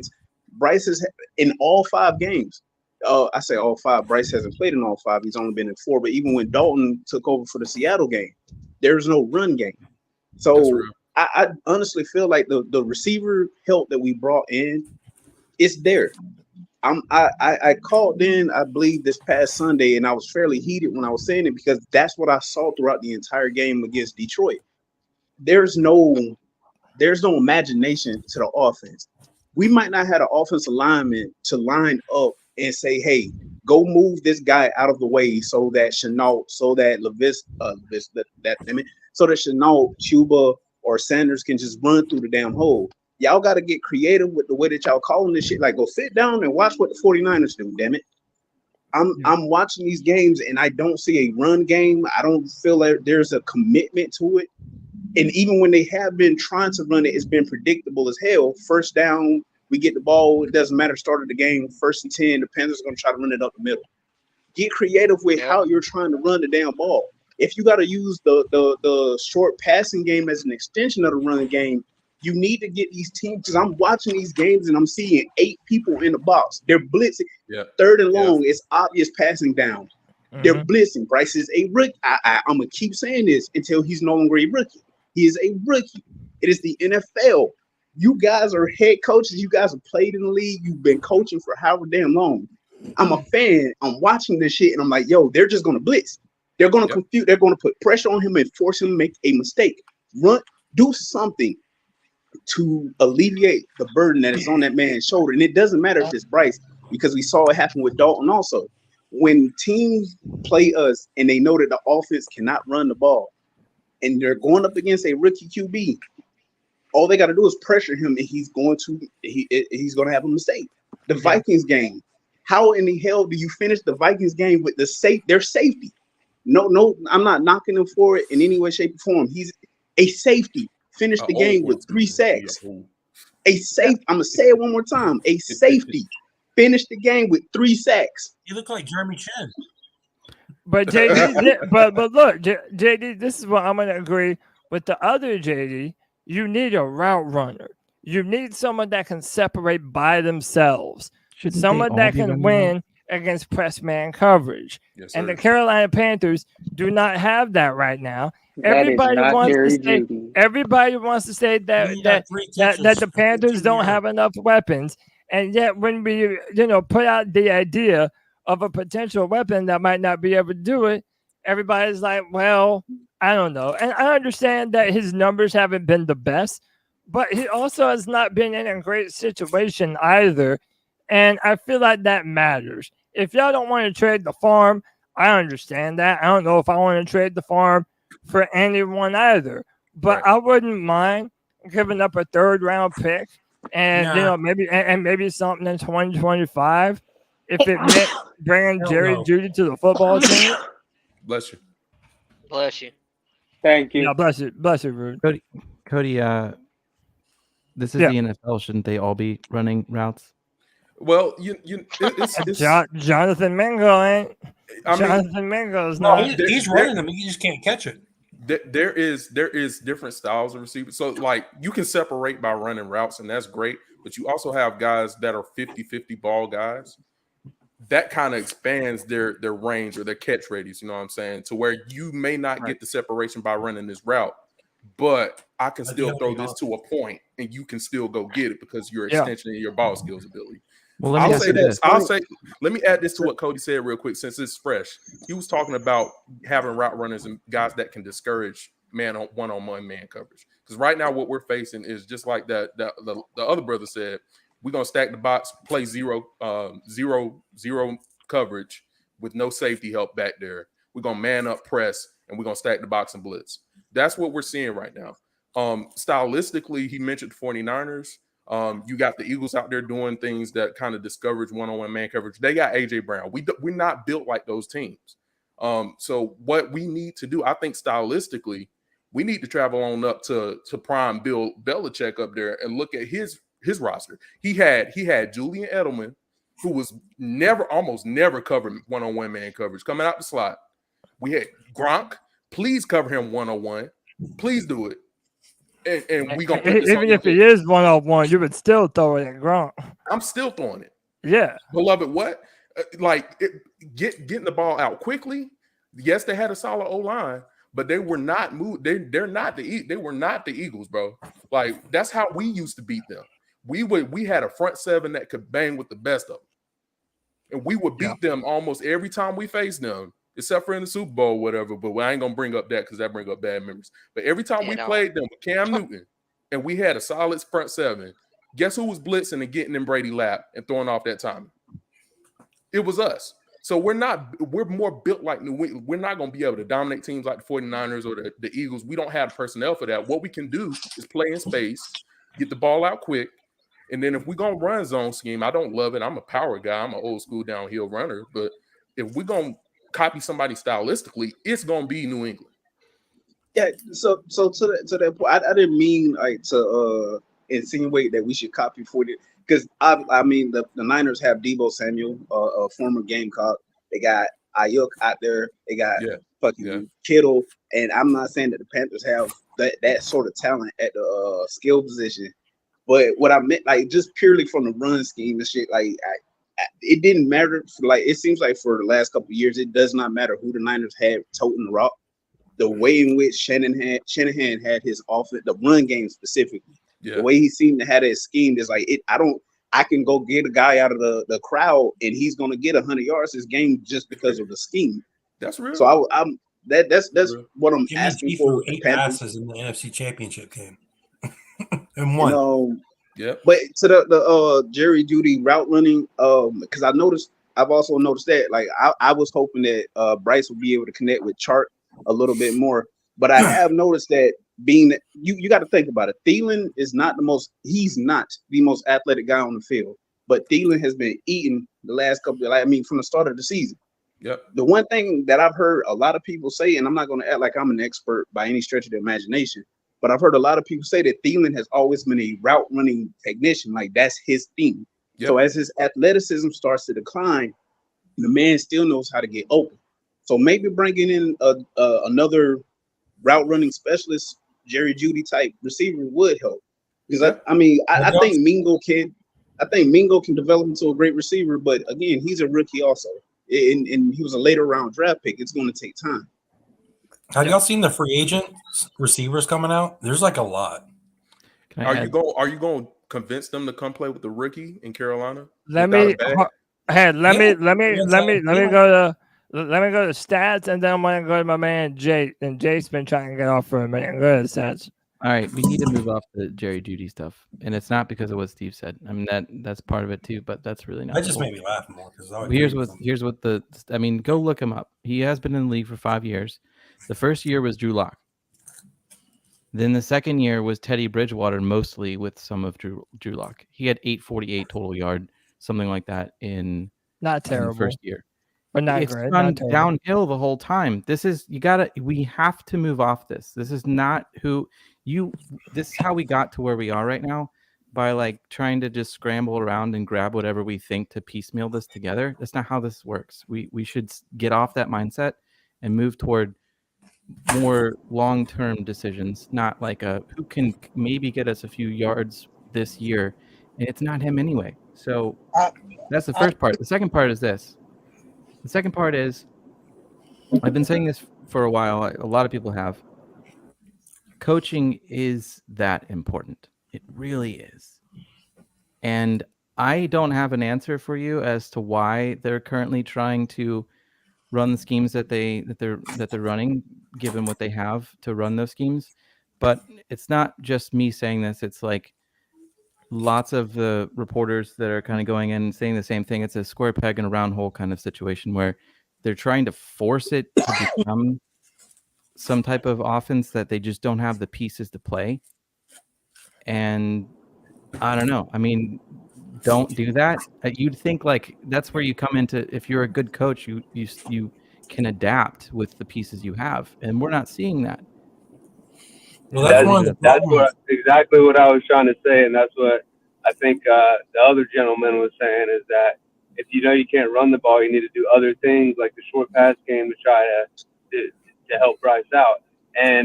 But when Frank was trying to do that, everyone's saying, "What's up with all the fucking screenplays? Why are we running screenplays?" Blah blah. And which, I don't agree with running screenplays, because to me that just means you gave up on the run game.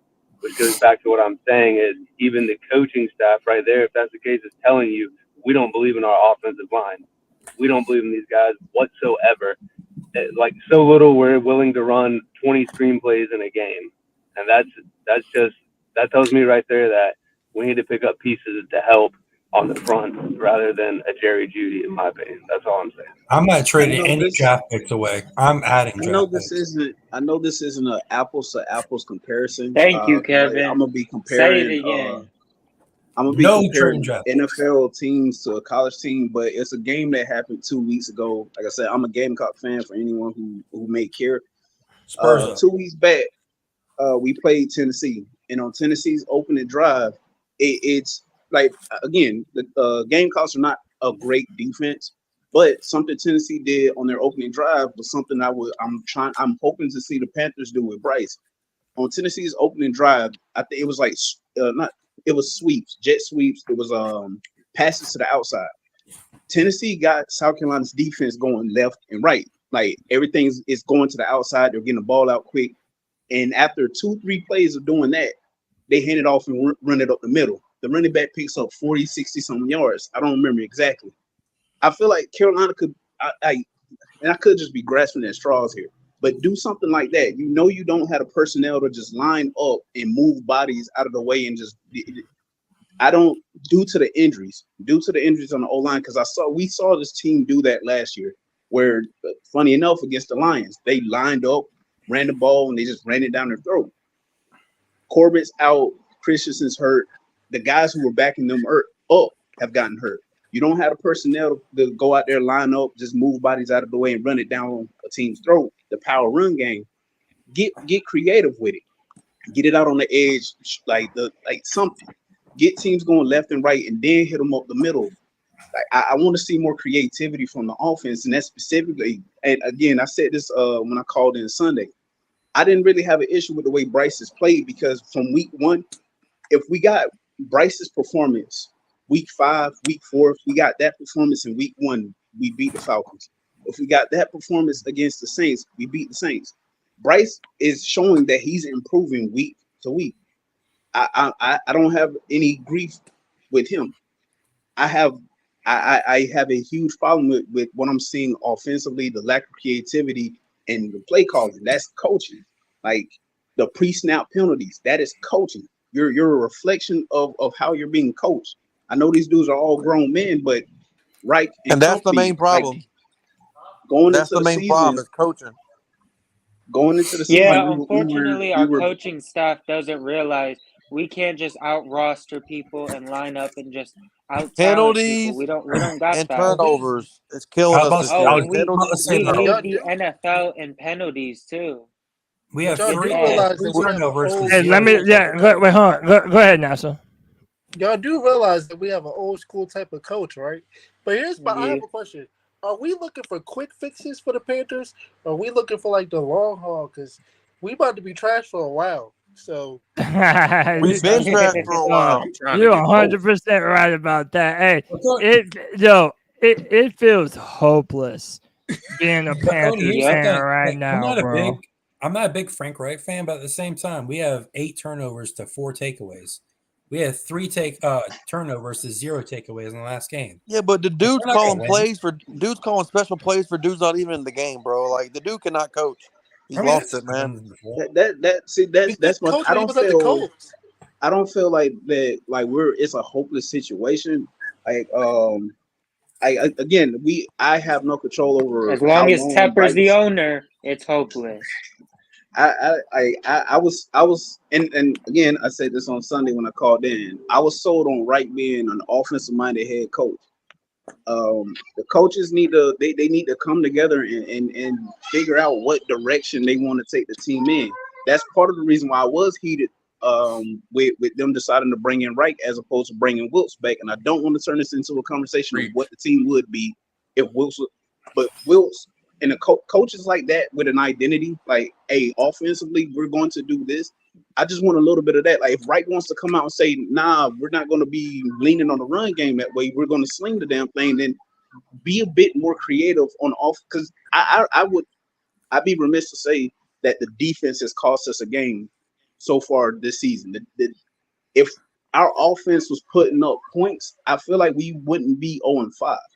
So that's a fact. They need identity on offense. Like hell, even defensively, we can sit there and look at our defense and say, well, our best corner got hurt.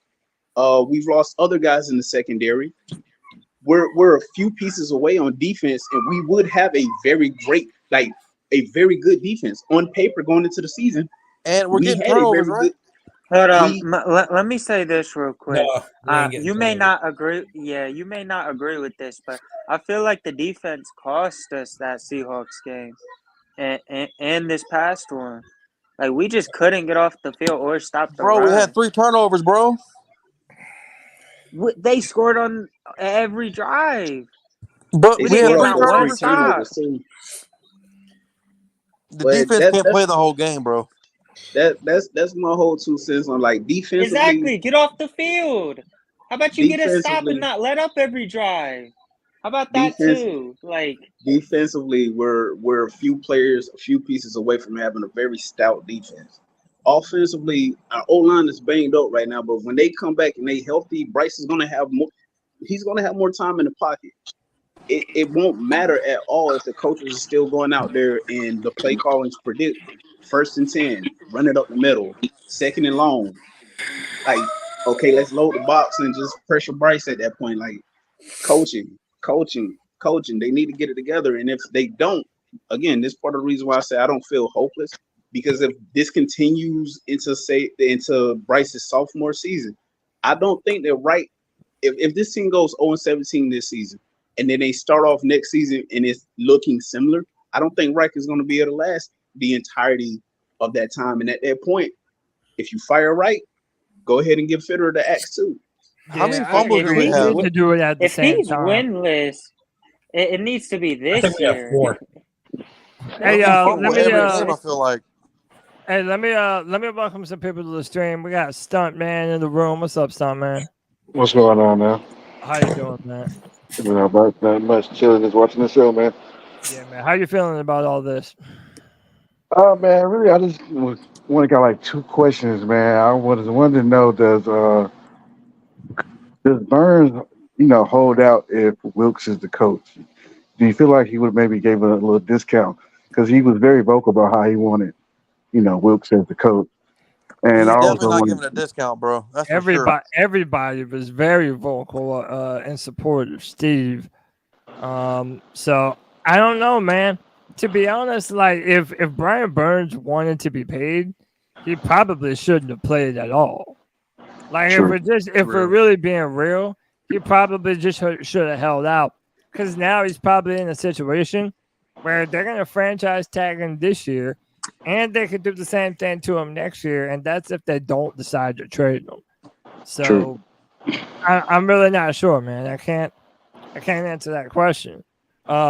Let me ask y'all this: Chuba Hubbard, he's going to be getting the bulk of the carries this Sunday against Miami. Thank God. Are the Panthers going to have? But hey, I'm on record. I think Laviska Shenault should be running back number 1. Bro, Miles Sanders has been disappointing. Cody, hell yeah, I'm glad you said that. Shenault looked like the best. Shenault got less carries than either one of them dudes in this past game, and he looked like the best running back on the damn field. We need to use him like Cordell Patterson. Yo, AJD, Saunders looks like a Joyner running the football. God did. Bro, hey man, hey, yo, Sanders runs right into the damn tackle and just falls down, bro. Hey, let me welcome the homie Chad into the Friday free for all. What's up, Chad? Hello, gentlemen. What up? How you feeling, dude? I'm just popping in and seeing what my boys are doing, because this is the best part about being a Panthers fan nowadays, is talking to my buddies. Friday the 13th, too. Is that Chad? Yeah. Oh, yeah, that's Chad. What up, gang? What up, bro? Hey, How yo. you do that, bro? Bro, it takes a lot of practice. So my fiance Practice? has a 14-inch strap on. Hey, yo. Yeah. We are not gang. Hey, man. We are not ready for that. What are we even doing right now, yo? Can we That's talk what David about Taylor's Miles doing to us. being garbage again? I'm Hey, kidding, look, guys, I'm the kidding. comments A do little not humor, reflect a the little C3 humor, Panthers a little podcast. positivity, Little humor, little positivity, because we're in dark Let's times. keep it on this So screen. I'm just looking out for everybody's mental health and putting a smile on people's faces. How y'all doing? Hey, Yeah, yo. you're right. I mean, hey, 14 inches will put Nah, a smile bro. on your face. Ain't no for smile on my Sunday. face, my boy.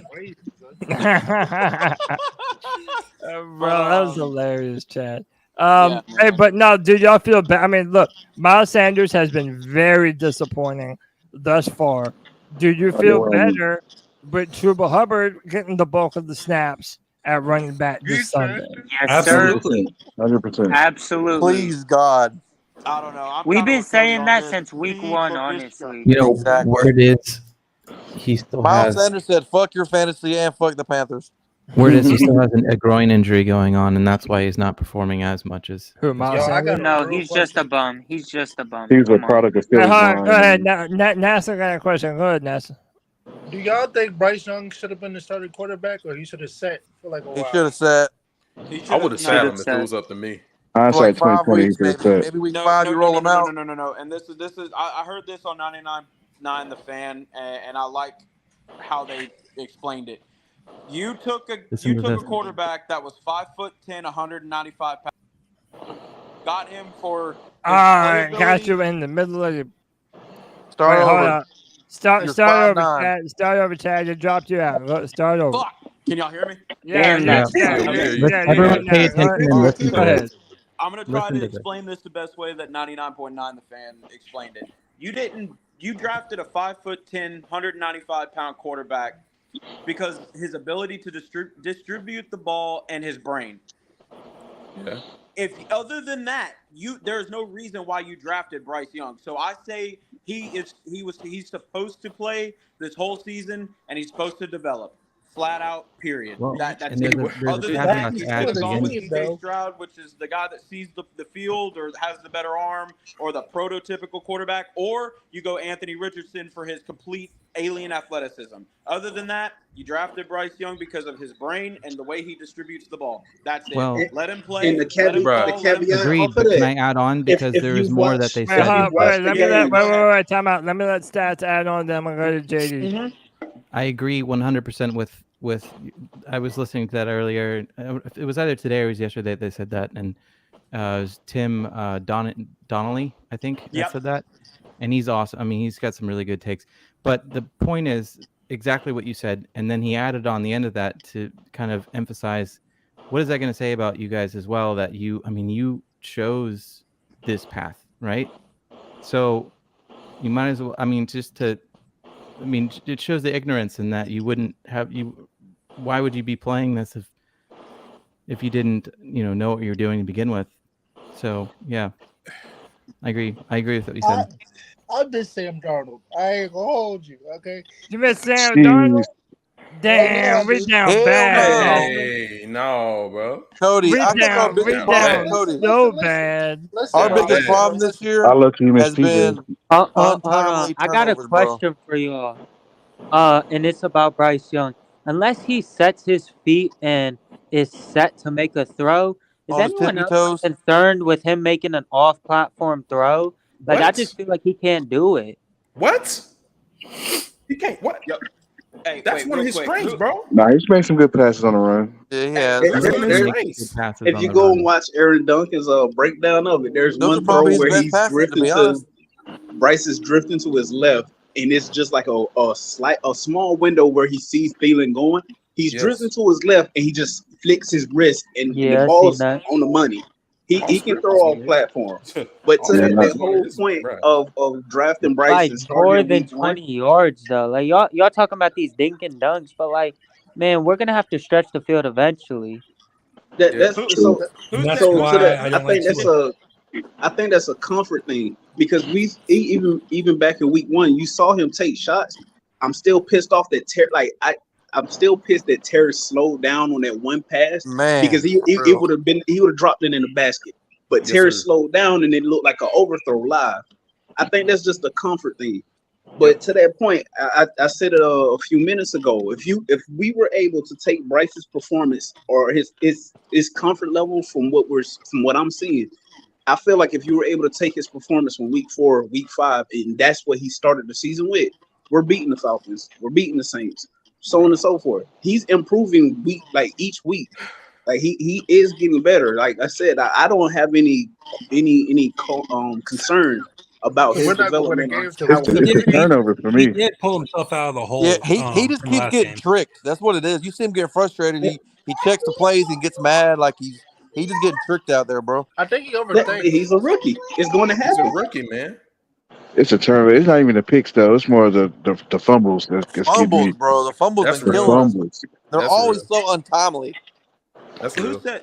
Did someone say that they wanted Sam Darnold? That this isn't like a starting argument. I'm trying to figure out this. I did. I said it. Hey, I also did. Fully agree with you because I don't think that this was the year to trade up.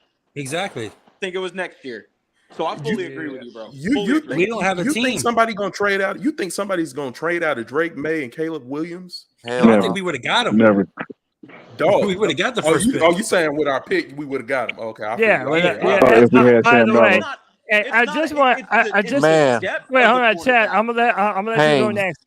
I just want to say this, man. Drake May, 6'5", 220, cannon for an arm. By the way, plays for North Carolina and born in Charlotte. Like, bro, that story would have written Or you itself, go after man. the second round of Spencer Rattler. Bryce Young's not a bad quarterback. I just think it's the coaching or something. And I was watching something on YouTube. There was somebody said that the Panthers need to follow the Dolphins' blueprint on how they got their quarterback straight. Right. They traded their best left tackle to get first round picks. Hey, Miami lit though, bro. They have to play with I signed another one. I do agree that the next year's class probably would have been better for quarterbacks, but we traded for Bryce.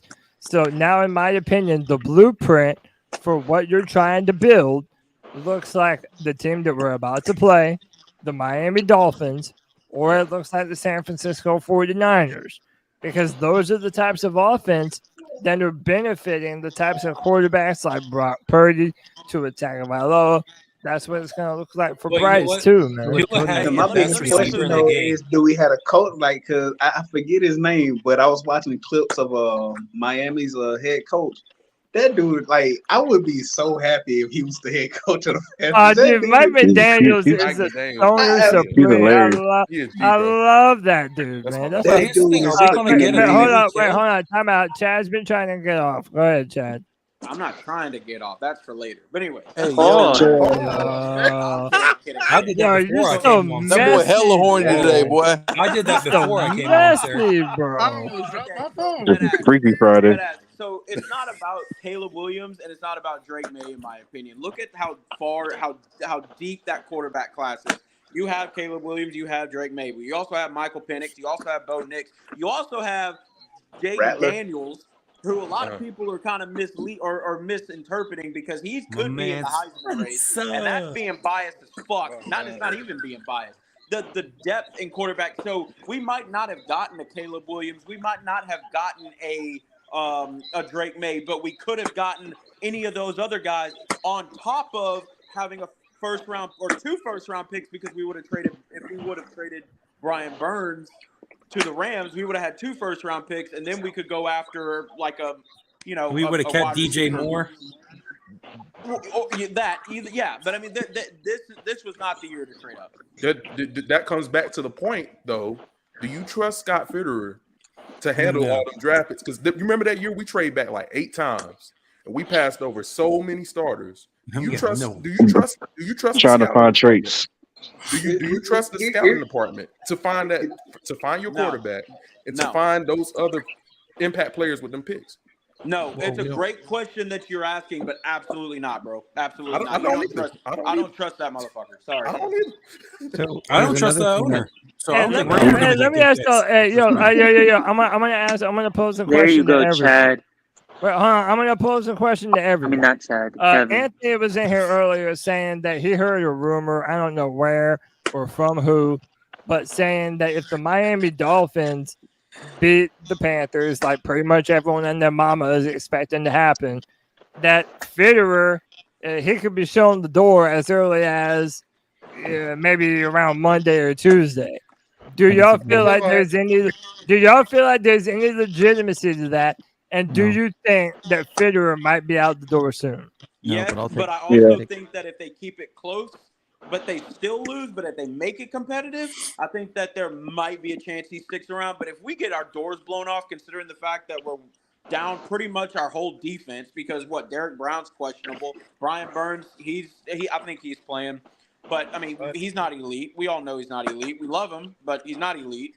We're down J.C. Horn. We have no corners. Our safeties are down. Shaq Thompson's down, and we got to face the fastest fucking team in the NFL. Ain't no fucking way.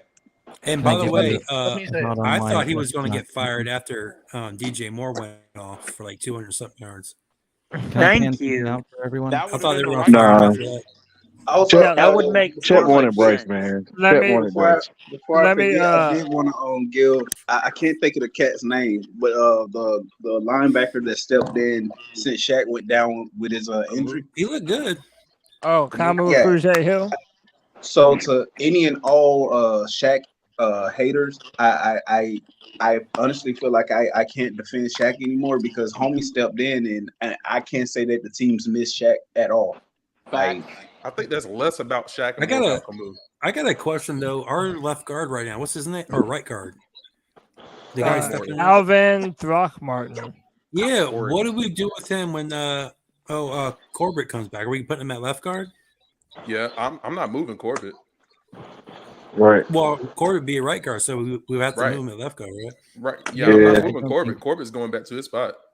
Fitterer, I don't think he's gone, and the reason is pretty simple. Fitterer is the one here's my question. Wait, hold on, Nash. I'm gonna go to you after stats now. So go ahead, stats. Fitterer is clearly trading people, and he's the one that's his job, it's his role. Tepper wants to be involved in the team, and he wants someone in that position that's going to let him do those things. That's going to take his influence and be like, oh, okay, I really want Bryce over CJ, and make that happen. And that's why he's not going to be gone. I think he's going to be here for longer than we expect him to be. But can't you find like another guy to do that? You can find a lot of yes men in this league. I'm wondering if Chinn's on the trading block because there's limited snaps. But why would he change it if he's already been? He's been willing to do that. If you're wanting to fire Fitterer, I'd much rather it be next year and Wright gets fired right along with him. Like don't continue to do the same thing over and over and expect a different result. That's the definition of insanity. We've done this like legitimately since Tepper took. I say we. Tepper has done this since he bought the team. You fired the head coach, but you held on to the GM. Then you hired a bum who convinced you he was a head coach. Then fired the old GM, brought in Fitterer. Are you really going to fire Fitterer and hold on to the head coach just to bring in a new GM and continue to do the same thing over and over? Like you're gonna have to find a GM to like Bryce Young too. Well, who will we replace him with? Anybody got any good ideas of who to Well, pick? think about this. It would take longer for it's more work for him to. He's sitting there comfortable. How many times you guys have something that's going on in your life and you're like, you just keep putting it off. You're like, shit, I do have to do that, but before this one date, and you just keep putting it off. And you're like, well, my car is still on jack stands. I've been doing it for the last couple of weeks. That's what he's doing. That's exactly what he's doing. So he's like, it works for what I need it to work, how I need it to work. So I'll just continue on until something happens where it's like a massive amount of pressure from, I don't know. And even then, I don't know if that's 0 wins isn't enough of pressure. No, 0 not wins. for what? No, because what is the goal for there? The goal is for that position is that Tepper has his influence and can pick whatever he wants. And he's not attributing that position to being like, oh, that's why we suck right now. He's probably using what, and think about this. Man, most of everything is Tepper. revolving around Frank Reich right now. He's taking a lot of heat, especially for what he says on Sundays after the games. And so Tepper's fine with that probably. And he's like, okay, the heat's not necessarily on Fitterer 100%. So I don't think he changes that anytime. If they fire Fitterer, I want Nicole Tepper to take over as a GM. No. You're having a lot of short dudes. Let's go Now get Matt you Rule's done wife. opened up a can of worms, bro. She already Real is. quick, I Let's hire Matt Rule's wife. AJ said I she wanna say already one is. thing. Our She quarterback. might be, Wait. She I want to literally say. picked our quarterback. What do you mean? No, she picked our coach. I No. want to say one thing. If we fire Miss Scott Pepper wears Fitterer, the pants. if we fire Scott Fitterer, Wear I something want else. Frank Wright gone as well, because we need if we're gonna have to rebuild or do a rebuild, like a true rebuild, like we were supposed to fucking 5 years ago or whatever time. We need to do this the right way. Hire the GM, hire the coach. Enough with this. Hire the coach, then hire the GM, then the GM. But that's and then why the we'll coach. never get a good GM, because the GM is gonna always want to hire his own coach. So we'll never get a good GM. We keep doing it like we're doing now. 100%. See, like, and to that's part of the reason why I was saying that if we get rid of Fitterer, it needs to be at a time in which you can get rid of Wright also, because you see, not that I'm comparing the two QBs. Obviously, like physically, Trevor Lawrence is not the same as Bryce, but you saw that with Trevor Lawrence. Like, had they kept, I forget his name, had they kept him as the head coach, there's a very good chance that Trevor Lawrence would be looking like a fucking he'd be looking like a damn bust. But they got rid of Urban Meyer. They brought in a guy who knew what the hell he was doing, Doug Peterson, and now you see Trevor starting to fucking develop. That's like I make this argument like a few weeks back when people were bashing Young, and I had wanted to come on and say it, and I've said it a few times already. He's a rookie QB. I remember the same thing being said about Tua. I specifically remember people trashing Josh Allen his rookie season, and the Bills went out and got him Diggs. It takes time for hell. Mahomes didn't even play his rookie season. He played one game his rookie season. They developed him. They sat him and developed him. Some of these guys, a lot of these young cats, they get thrown out there and they get thrown to the fire. It takes time for them to start to harden, to be tempered, and become the quarterback that they can be. So, to the Panther fans that are like, "Oh, he's too small. You see, he's holding on to the ball too long. Oh, he's fumbling. He's a rookie." Shit is the pace of the game is quicker. That timer in his head ain't where it needs to be. He's developing though. That's part of it, and the other part is on the coaching staff not trying to fit a round peg in a square hole and calling the wrong type of schemes for what the bodies we have to play. Y'all boys preaching now. Man. I was worried. Yeah, go ahead, and then I'm gonna go to NASA. All right, thank you, Cody. Man, I don't want us to get confused though with being a rookie and rookie mistakes and just actual deficiencies in Bryce Young's game as a football player. There's just certain flaws I see that he does, or certain liabilities he has due to his size, or just other things that we can obviously see throughout him playing football. Yeah, does it take time and maybe he could get a bit better, but he's just never going to live up to that number 1 overall pick that we traded up to be. And that's what we really need him to be. Gave up. Under this Yeah, staff, he could be a good quarterback, but we need him to be a great franchise-saving quarterback. And, like, that's why we wary. Unless we get, like, a Tyreek Hill and a Jason Waddle in the draft. Yeah. With two guys. That's the issue.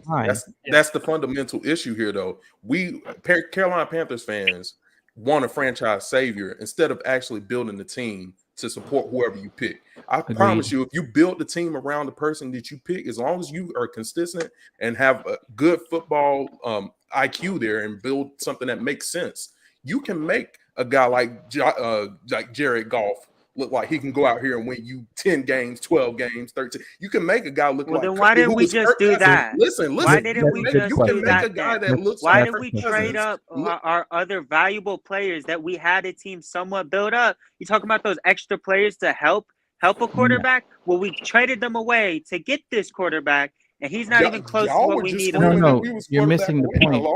You're missing the point, bro. You're missing the point. When they traded up for Bryce Young, they said, here are his strengths. Here are his weaknesses. We can build something around his strengths. We can help. Every time you draft a quarterback, you should be thinking, how can I work with his strengths, and how can I help him get better at his weaknesses, or how can I mitigate the impact on the game of his weaknesses? You can't tell unless me you can right find now another today. Tyreek Hill who can go. So we're gonna be You can't tell me spoon-feeding right now him. today we've done that find. successfully.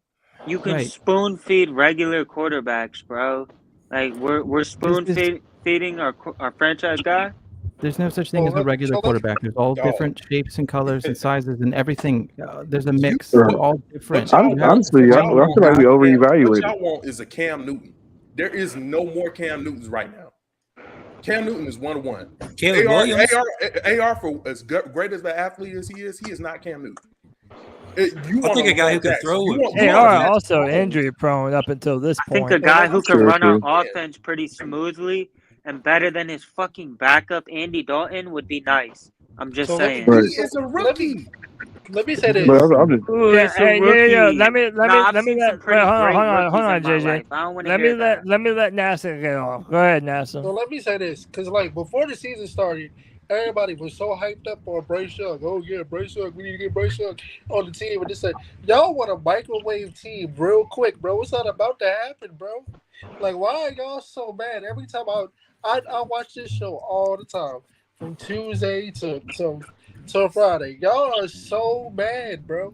Y'all gonna have to just tighten up, bro, because it's good. Like, Bryce Young's only been playing in the NFL for, 4 games?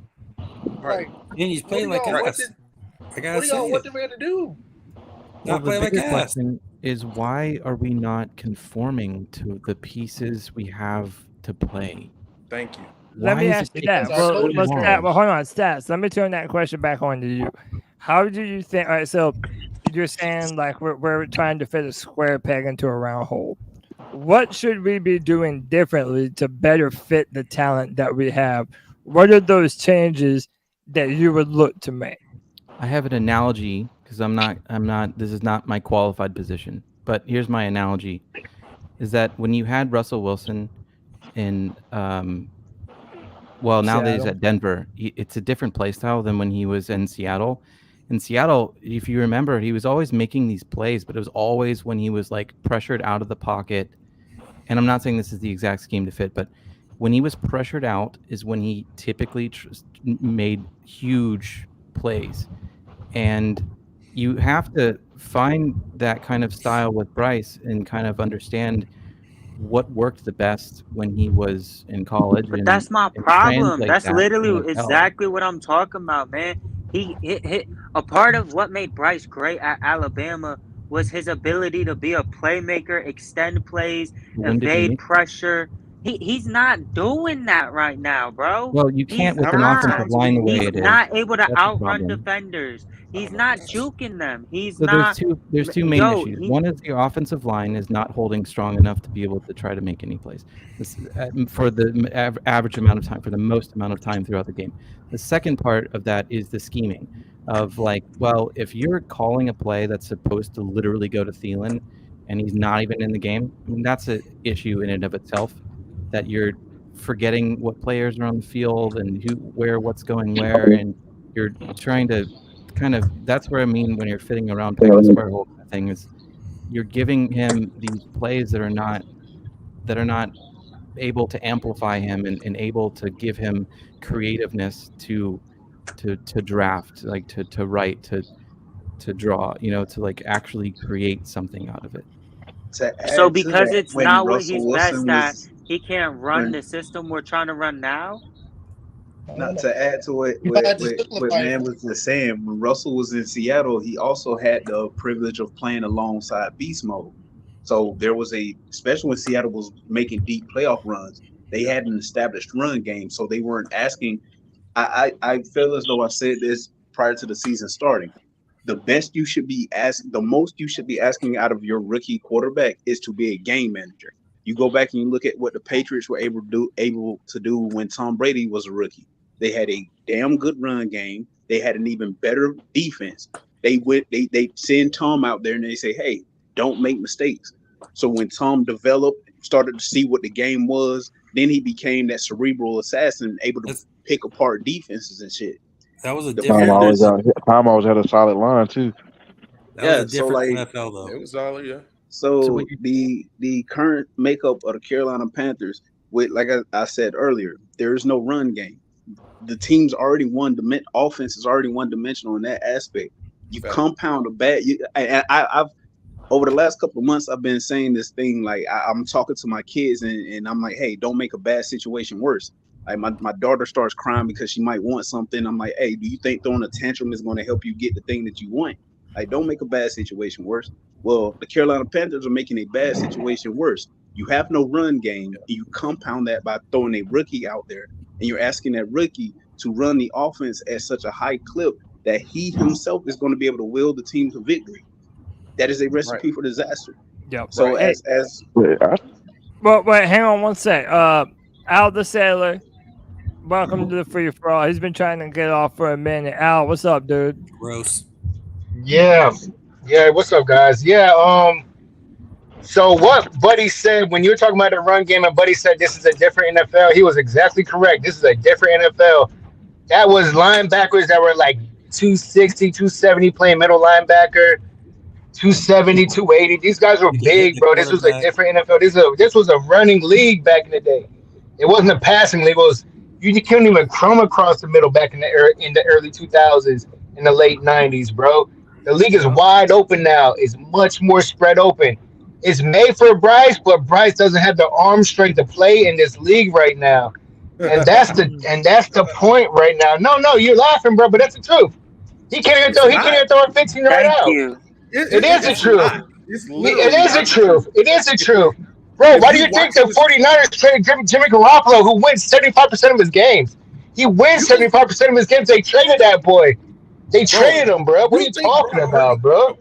Wait, what does that guy do with Bryce? I'm not talking about Brock Purdy. I said Garoppolo. I said Garoppolo. So what? You want him to throw? Yeah, I think Brock Purdy's a good quarterback. You think he got? I think Brock Purdy's a great quarterback.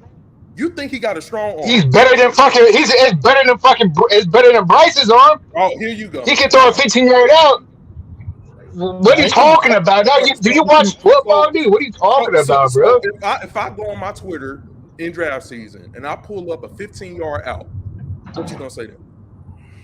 From Bryce, yeah, I mean, what you gonna say? He can throw. What yards do you want him to throw? Bro, you want to throw a 70-yard pass? What are you talking about? I'm telling you, it's on film right now.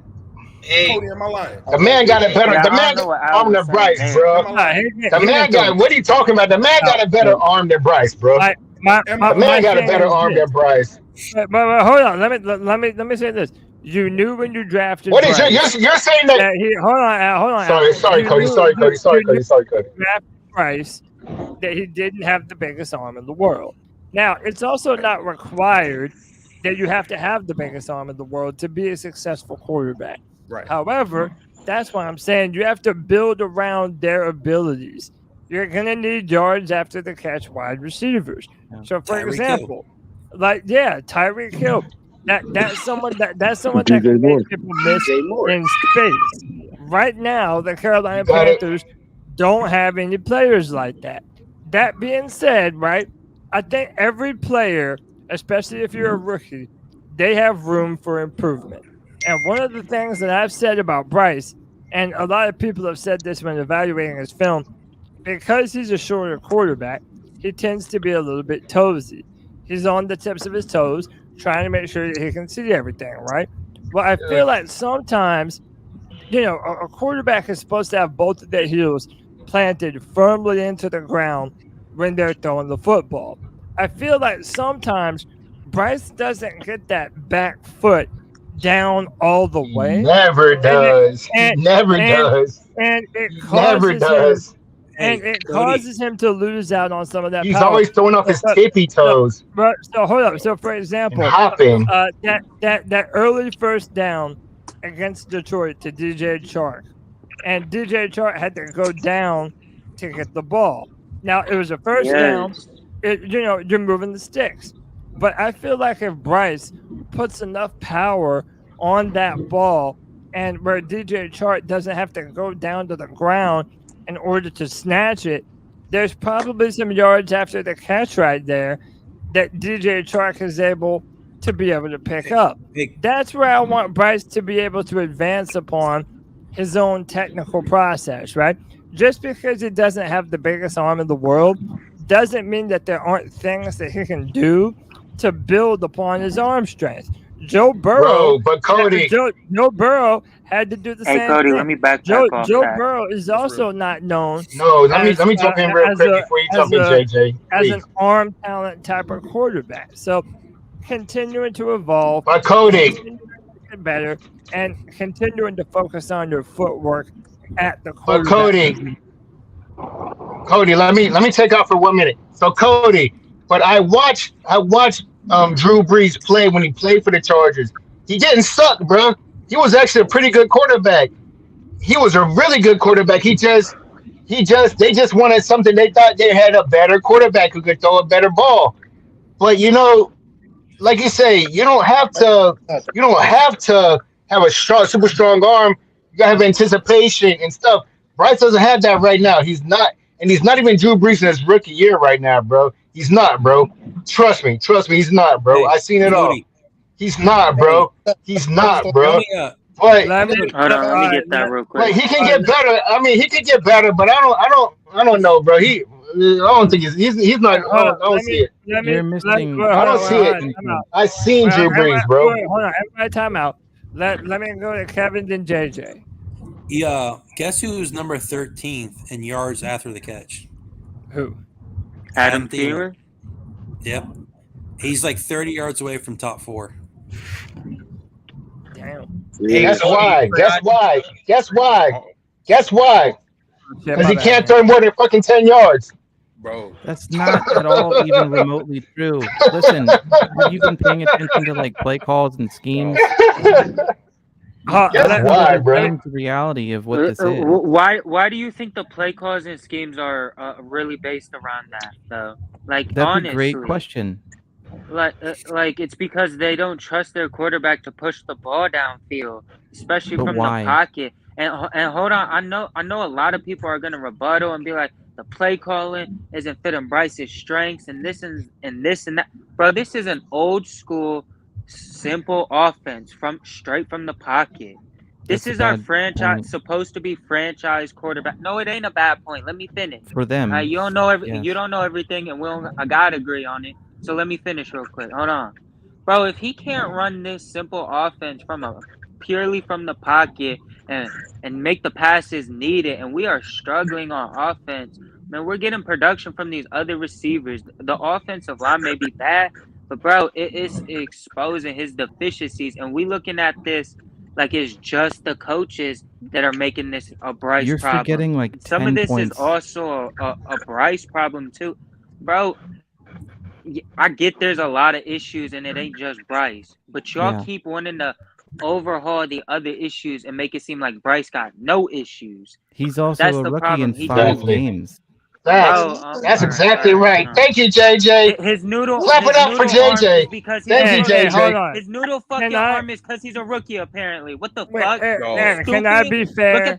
Look at the TV, bro. What are you talking about? Yo, hold on, He just JJ. can't outrun defenders. The Can fuck? I at least be fair for a minute and say two things? Simulate that. No, there are two things that I feel like are true at the same time, bro. Yes, Bryce Young is a rookie, and he's making rookie mistakes.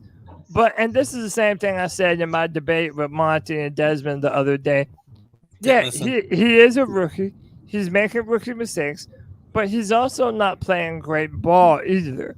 And both of those two things can be true at the same time. It doesn't mean that Bryce is a bust. It doesn't mean that he's in the best situation. But I think the fumbles are an issue, and I think the turnovers are an issue. And it's something that he has to get better at as a quarterback if he's going to thrive in the NFL. And there is some truth to what JJ is saying, bro. It's a lot easier to make LSU players miss than it is Detroit Lions players or Seattle Seahawks. You know, I mean, there's a step up in competition, and so likewise, Bryce also has to step up his level of play. I believe that's fair. And Cody, what you said the other day too, also. Hold on. I'll be for like 10 seconds, bro. Y'all remember that play in the Saints game where Bryce Young went down to a simple arm tackle on the shoulder pad? Like, bro, that's not play calling. That is Bryce's just like problem. That's a rookie? problem You're right. he had. Yeah, that's Being a totally rookie, because he's a agreed. fucking rookie, bro. No, that's because of his size. That's because he's not strong enough to break an arm tackle. What the fuck? No, he can think through next time. He's like, oh, okay, maybe I shouldn't do that. Instead, I'll do 7 other different options. I will be fair in You that we sound really don't fucking have a burner. all right, bro. Hold on, go ahead, Caleb. We really don't have a deep threat, so I mean that could be a lot too. You don't want to throw downfield because nobody can really get open downfield. Yeah, whoever. Yeah, Ant, what's up? No, bro. When we talk about these players that we have, bro, these quarterbacks that we got. Go ahead, Anthony. Give me a second, bro. We talk about these quarterbacks. Oh, Bryce Young, this. Oh, he's so smart. This and this. Oh, Peyton Manning. Oh, Peyton Manning lost a lot of games in his rookie season. Troy Aikman lost. Yeah, but you can see talent. You can see traits. Nobody thought that fucking Trevor was going to be a bum after his fucking rookie season. Who thought? If you thought that, bro, you don't watch football, bro. You could see it. If you thought that, bro, you're an idiot. Who thought that? And then you can see this fucking arm talent, the anticipation, the throws that he's making. Come on, man. You can see this shit, bro. You can't see that shit with Bryce right now. He's not making. He's so slow in the pocket right now. Like, even right now, I'm looking at Jalen Monroe. He's doing the same thing. I don't know if they're teaching that in Alabama, but he drops back the same way as fucking Bryce. I see it right now, dude. He's not going to be good. He has no chance right now. So he drops back and he fucking sits and he tries to do whatever he thinks. He just fucking waits to see where he can run out to left or right. And that's not going to work in the NFL, bro. You gotta play for the pocket. I don't hate him, bro. Sounds like it. I just hate fucking shitty quarterback play. I don't hate him, bro. If he was good, I would like him. I just hate shitty quarterback play, bro. What are you talking about, bro? If you watch football, you will like that shit, dude. Come on, man. Hold on. Let me Stop that, dude. It's not wild, bro. It's not wild, dude. Go ahead. Let me go to Anthony. Anthony, go ahead. No, I don't even have. I mean, you forgot to introduce me, my guy. What the fuck? Yo, you know how many Bro, y'all lucky I even go back to y'all. Boo this man. I'm doing. You a used ragdoll. Come on, bro. Yo, what's your point, Anthony? Make your point, bro. Yeah. Oh, nothing. Honestly, like I just came back because Pickle and Twan were having their daily jerk off session, and I couldn't stand here for that. But anyway, that was funny. Shout out to Kevin, man. That was an awesome show last night. Thank you, sir. But anyways, I mean, listen, I think all things can be true at this point through the season, right? Bryce hasn't played good. I think they got to find ways to, cover his deficiencies a little bit. And, I've been thinking about what Cody's been saying. I think there is ways. I think you have to build a tailor-made offense around that. It doesn't mean that he can't succeed. I just think we have to draft a certain type of players for him to succeed.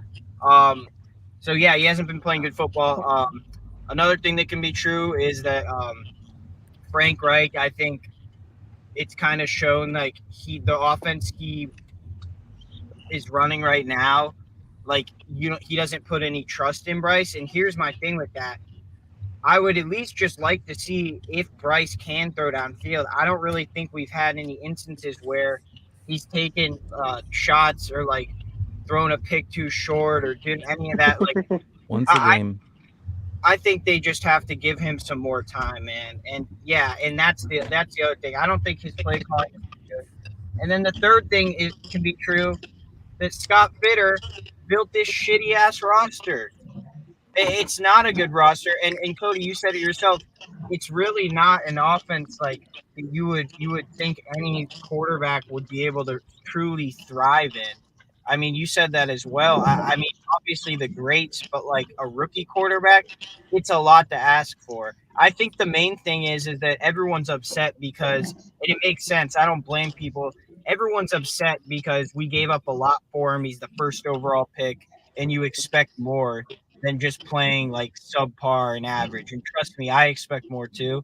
I just think that they're going to have to figure out, because they put their chips in this kid, they're going to have to figure out how to build this offense tailored to what he can do, because we've seen it done, right? I mean, run around outside the pocket for fucking 15 seconds and then try to throw the ball. That's the offense. That's the offense. Fuck out of here, bro. not what I mean at all. That's not what I mean at all. If you watch what Tua Tagovailoa started actually becoming a decent quarterback. He's not Tua, bro. He's not Tua, bro. He's not Tua, bro. I look at Miami. He's not Tua. Trust me, Tua's good, bro. Tua's good. Bryce sucks, dude. Trust me. Year. They just hated on him because he wasn't Herbert. I wanted to bro. hear the end of what he was going to say. Yeah, Like, go ahead. Stop that, bro. No, listen. Stop that, bro. Stop, Al. Stop repeating yourself, buddy. Just give me a second. So, first off, it's 4 games in. It's 4 games in, and we're already saying that this dude is a bust. It's just absolutely crazy. Listen, he can get better. Listen, I think he's slowly in every game that you've seen. I think there's been some type of progression in every single game. I just think it's now big enough for like the fans to really, see it, because he's not, leading a game-winning drive or making a crazy throw like Anthony Richardson. I mean, listen, I honestly hate having this discussion because, I just think it's fair to criticize him, but I honestly don't think like we should be at the point where I don't think we have to consider that he's not going to work out in the NFL. I just think that's a little bit too ludicrous. I said it earlier. The same things were being said about Tua Tagovailoa his rookie season. The same things were being said about Josh Allen his rookie season, Lamar Jackson his rookie season. I don't think it was said for Herbert. I think Herbert actually had a pretty decent rookie season. But Trevor Lawrence, there has these people things were not saying said, Josh Allen couldn't push the ball downfield, bro. Come on. They were saying he couldn't. They were on a thought roll here. Can we listen to Jalen Hurts? These things were said about many of the guys who, if I'm not mistaken, Hurts was in the Super Bowl last year, and there were people questioning whether or not he had an arm. His arm was strong enough to be able to NFL quarterback arm. He led his team to the Super Bowl last season. What about the throw to Tommy Tremble? What about the throw to Tommy Tremble that he just blatantly dropped? That was a dime that no one. He put it on the line. I've been saying this, and I will continue to say it until I am again. A year or two from now, when he's 2 years, 3 years into the league, if he's having a lot of these same issues, then it's not a rookie issue. It's not you can't really make excuses for the guy. But you saw Tua Tagovailoa come in, develop, and we're facing him this upcoming Sunday. Jalen Hurts, develop. Josh Allen, develop. A lot of these guys, they're not people. I feel like a lot of people expected Bryce to come in and be Mahomes, which is hilarious because you hear a lot of people say that, hey, he's a rookie. I can't recall the number of podcasters I've heard say specifically PNP. Rashad repeatedly said that it's going to be a struggle. It's going to take time for him to get right. It's going to take time for him to develop and become a franchise. Nah, I don't want to say that. It's going to take time for him to show what he's truly capable of. So judging him after 4 games and saying he can't do these things, it's asinine to me. I feel like everyone's saying the same thing except for Al, and we're just debating semantics. Al, can I ask you a question? I'm not trying to get in an argument. He's not here. He left. So, after seeing Tua's first year, he didn't leave. I haven't been. I'm trying to filter people in and out that are trying to. You can put me talk. out and bring him in. I'm gonna keep. I'm gonna wait for my take. All right. Well, Cody, you can filter me out also, bro. Well, I do want to say this. I do want to say this. Sorry to cut you off, but this has been on my mind. Listen, we shouldn't have drafted Anthony Richardson. That dude is going to be injured his whole career. But the Cam Newton comparisons were lunacy that I was hearing the pre-draft process. JD said it earlier, Cam Newton's 1 of 1, and we can't expect our quarterback to come here and just cover up all the flaws to this team. Agreed. Gracias. But when you trade that much up, just saying. Yeah, so look, I want to say this. And then I'm going to get to some final predictions because I had to get out a little bit early tonight, but your boy decided to go a little bit longer for y'all because I know y'all like to fight and argue about Panther football. Thank you, Cody. This is why you're our favorite from the show. Hell yeah, man. So look, what I think this draft class that we just had is going to end up being compared to is 2020. And Bryce Young is in the role of Tua, and CJ Stroud is in the role of a Justin Herbert. Now, this year, there's no doubt about it. CJ is having the better year and is going to finish having the better year. I mean, the man is on track to pass and break the rookie passing yard record by over 700 yards. That's a big deal, right? However, that doesn't equal long-term success. So it's all going to depend on who is able to build around their quarterback better the next couple years. Because right now, you can make the argument that the Miami Dolphins have built around Tua far better than the Chargers have built around Justin Herbert. Right. And that really does matter when you're talking about this stuff. And you can make the same argument. Look what the year. Hey, say what you want, but the same people who said Baker was trash, Baker's having an okay year, solid year. So, like y'all, that I did agree Al, with. last year I heard you on this podcast. Baker sucks. Baker's trash. He's not trash now. He's pretty decent to me. He's a solid quarterback. Give him some Any help. player that had to play under rule, like they get a pass. So, well, I also Rule wasn't the only problem. It's David Tepper. But here's the thing: like Tua's got like arguably the best receiver in the game, and Waddle's not that far. No. If you watch football, Tua has the best release. He has the best receiver in the NFL and the best play caller in the NFL. Okay, but Patrick Mahomes has the best receivers too, or the best duo. I will say he also has 2 running backs to take the ball and take it 30 yards at least. Like that's it. He has every game. Like, this is what I don't listen, I think we can build an offense around Bryce Young. Obviously, we can't get a Tyreek Hill or Jalen Waddle. There's players out there. Here's my final thing about the thing Bryce not being able to throw on ball. Cody, I know you know this because you watched film, and I watched the C3 film room. Go check it out if you haven't. It's a great breakdown of the film. But there were some nice throws that Bryce did have. Like there was a play, so the Tommy Tremble play, I mean, you couldn't put that ball anywhere else. Like, that was an amazing throw. Then you look on film, and there's plays where, like, even DJ Chark gets taken off the line to maybe run a go route, but the play call is like a 7-yard curl. Yep. And he has to come back to the ball. I think there's room for us to take shots downfield. I just think it comes back to Frank Reich doesn't trust him yet, which I don't understand because we have nothing to lose, and we should just see what we have in the kid because that's really what this season is about at this point. That goes without saying. We have no choice but to see what we have in them. Like that's what we're gonna do from now on. You know what I'm saying? Like, does he make? We have to see what we have in them. Yeah. And does he make some mistakes that a rookie would, make? And maybe he makes more mistakes in his rookie year than other rookies. Sure, I'll give you that. But excuse me, man. Your play calling isn't gonna to find the highlights in his playability. Stop with all these goddamn excuses. Stop with the excuses, man. C-Dog in the building. What's up, C-Dog? Real quick, I'm gonna keep this short and sweet, man. Everybody hit the motherfucking like button. They live every Friday. They got a free fall every Friday. They got a game simulation on Saturday. We got them, and they live on Tuesday. You know what I'm saying? But real quick, man, look, Bryce Young isn't it. I'm tired of hearing all these fucking excuses about play calling and all this bullshit, man. Andy Dalton came off the bench and damn near threw. You cut out.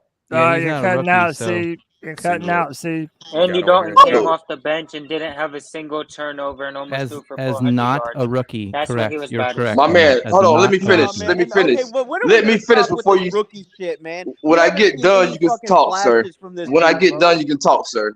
Now, like I was saying, it's a guy called Jackson Kruger on YouTube, and he be breaking down quarterbacks. I'm gonna tell you the best thing that I heard that somebody said about Bryce Young in the NFL. Bryce Young is trying to throw players. See, Bryce Young used to be Alabama receiver being Alabama open. You know what I'm saying? But NFL, you know what I'm saying? It's a window you got thrown into. You know what I'm saying? So, man, I'm telling you, man, we fucked up, man. We should have got CJ Stroud, man. But Bryce Young too little. Bingo. You know what I'm saying? He's too fucking little. You know what I'm saying? And this is my biggest fear when we drafted him because even the game against the Vikings, I want to say Harrison Smith had like 3 sacks from the safety position. I told y'all, every team we play, they put 8 men in the fucking box. You know why?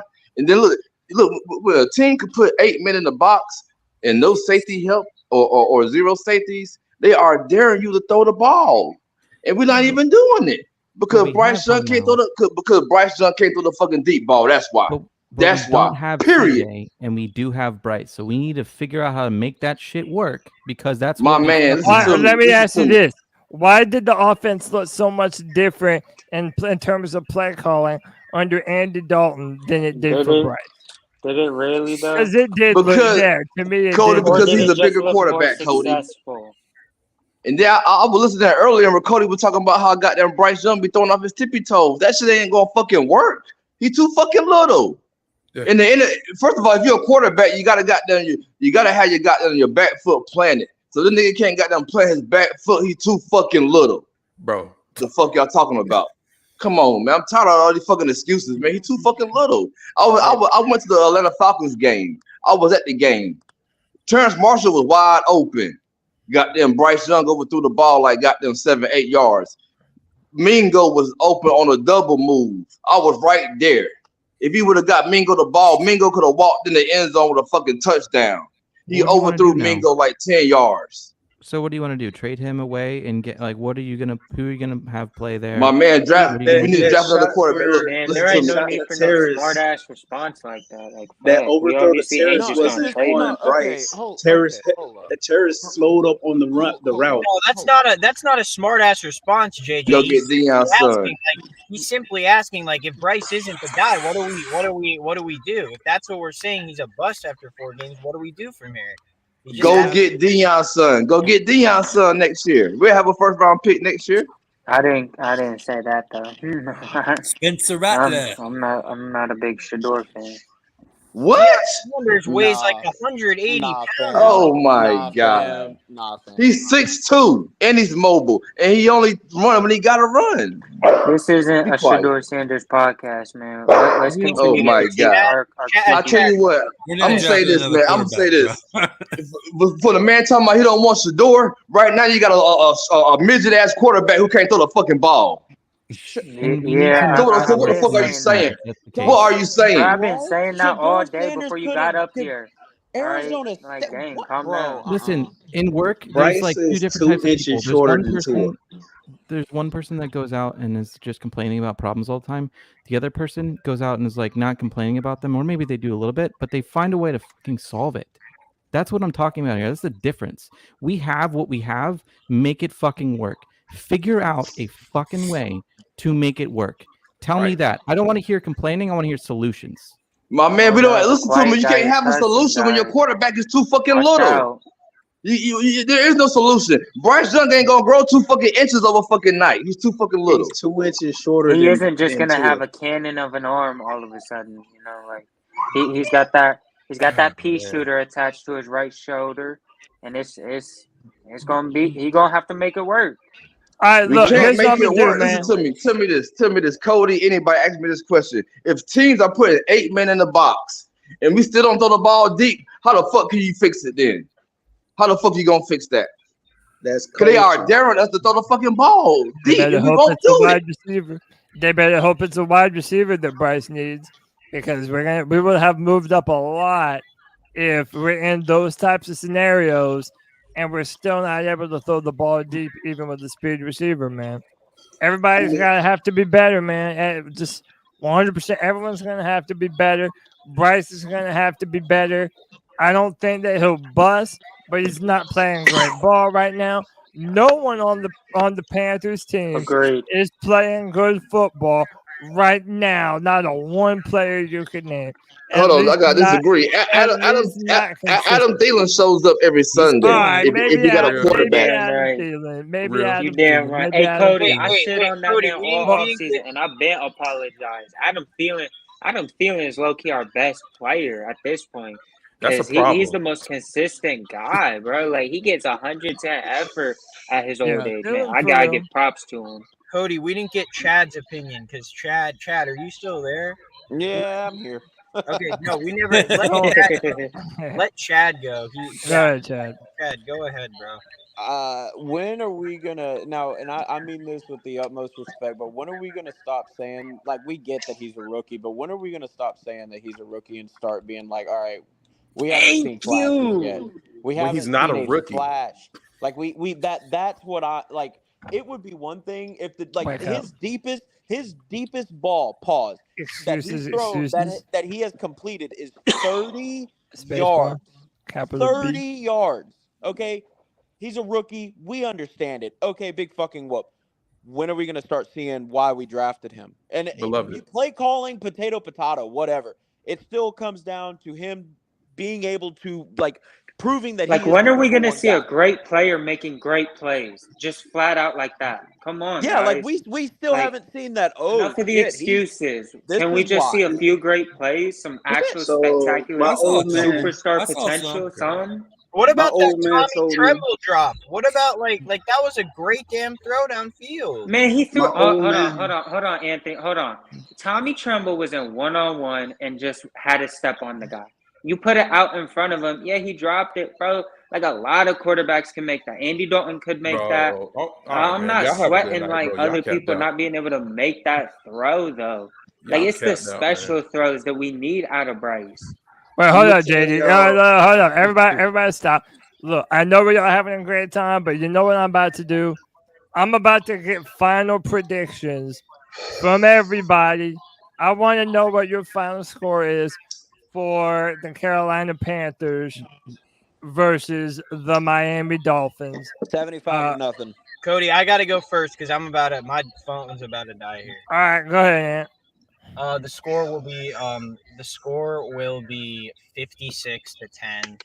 We will lose. Scott Fitter will be canned, and Frank Reich will stand on the podium and say, "I forgot that Chuba Hubbard wasn't in the game." Keep pounding, boys. Keep pounding. He's not lying, Anthony. That's my dude, bro. That's my dude. Yeah, yes, sir, Chad. You I appreciate you, and Chad. No, Daddy. Oh my God, Chad! Give me your final score predictions for the Panthers and Dolphins. 155-0.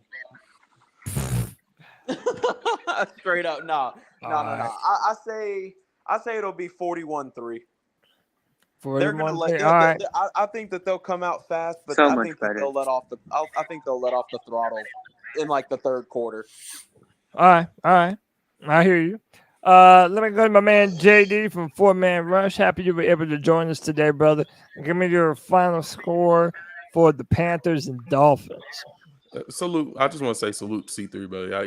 Y'all boys be doing your thing. I've been Appreciate watching, you know what I'm saying? I've been a fan for a long time before I even got into the content creator game. So appreciate you, y'all bro. boys. You might as well throw a goddamn sideways 8 in there. Like it don't even matter. Infinity and beyond. That's what it's gonna feel like. That's what it's gonna feel like by the end of it. You know what I'm saying? It don't even matter what you put in there, bro. I'm not even like. Is that a penguin crying? Realistically, I would say like maybe they score 50 something. You know what I'm saying? 55, 50, 53. It don't matter. Just pick a number. 1 through 100. Pick a number. All right, what about the Panthers? What are the Panthers going to put up? Zero. I'm gonna tell you exactly what they're gonna put up. They're gonna put up a goose egg. They about to put up some film.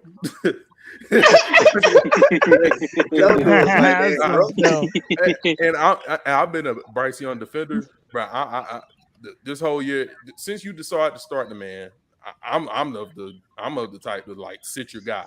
And I know it's not popular, but that's what I feel strongly about. You sit your quarterback, let him learn, adjust to the scheme, adjust to the film, see how Andy Dalton gets in and out of the break, out of huddle, whatever. Learn from that, and then we're gonna hit the ground running the second year, third year.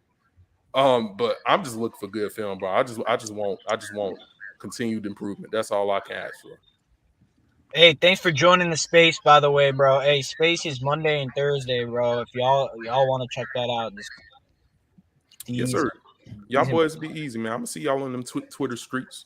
All right, sir. Appreciate you, JD. Don't drink too much dark liquor. Hey, amen. Hey, real Amen. quick, hey, let me go next, man. C-Dog, man. Yeah, Real go ahead, quick. Steve. Yeah, I appreciate you showing up, man.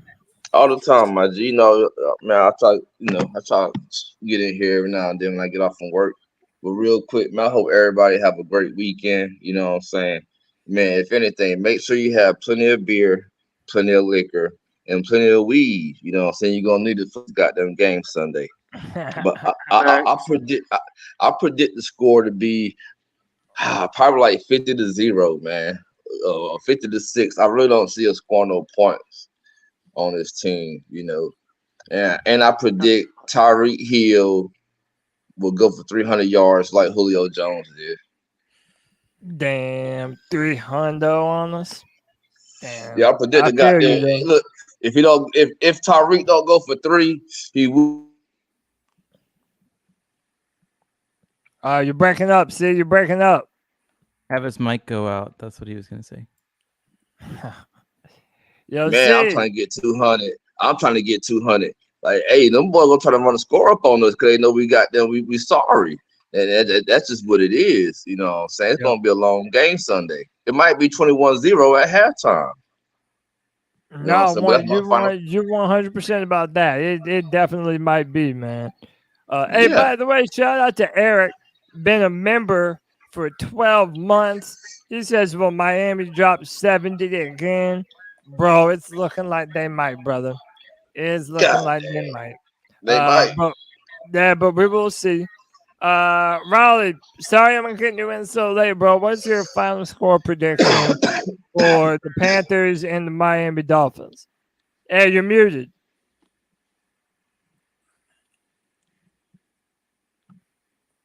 I got it now. Can you hear me? Yeah, go ahead.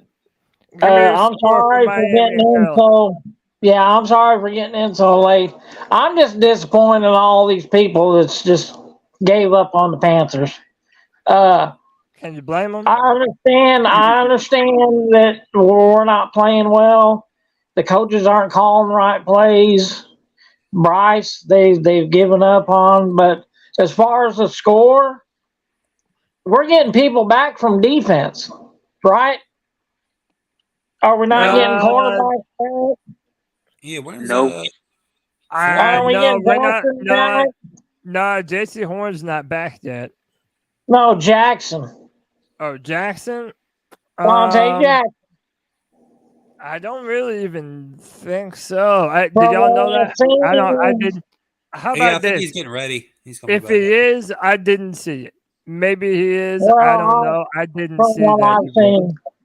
Derek Brown But anyways, didn't practice. But Derek Brown didn't practice? you know, this is a point for Panthers to prove themselves at home. So I really think they're going to put up a fight. Yes, Miami has the best offense. Tua's playing well. They got great guys, but I really think that our offense or our defense is going to fight their tails off. So I really think it might be a 35 points by Miami and maybe only 13 points by Carolina. But I don't think it's going to be this 70 points. I really don't. I mean, I want to believe in my team, and I understand what everybody thinks, and I just hate the hate that's going out towards our own team. I don't get it. I hear you, man. I you know what? Sometimes you need to have someone to be an optimist when everyone else is being a pessimist. I hear you, Raleigh. I appreciate you, brother. JJ, did we get your final score, bro? All right. Give me the Dolphins. Give me the Dolphins 38-20. I think we'll be able to put up maybe some points in the first half, maybe some more in garbage time. But we know how this ship gonna sail. It's gonna be just like the Lions did us. They'll get out big. We might respond. Then we'll put up some garbage time when they really put it on us. And if we won, man, I'd pop open a few bottles, bro. I'd be celebrating because at least we not winless. But unfortunately, I don't believe that. I know I've been very tough on Bryce so far, but it's really just my honesty, bro.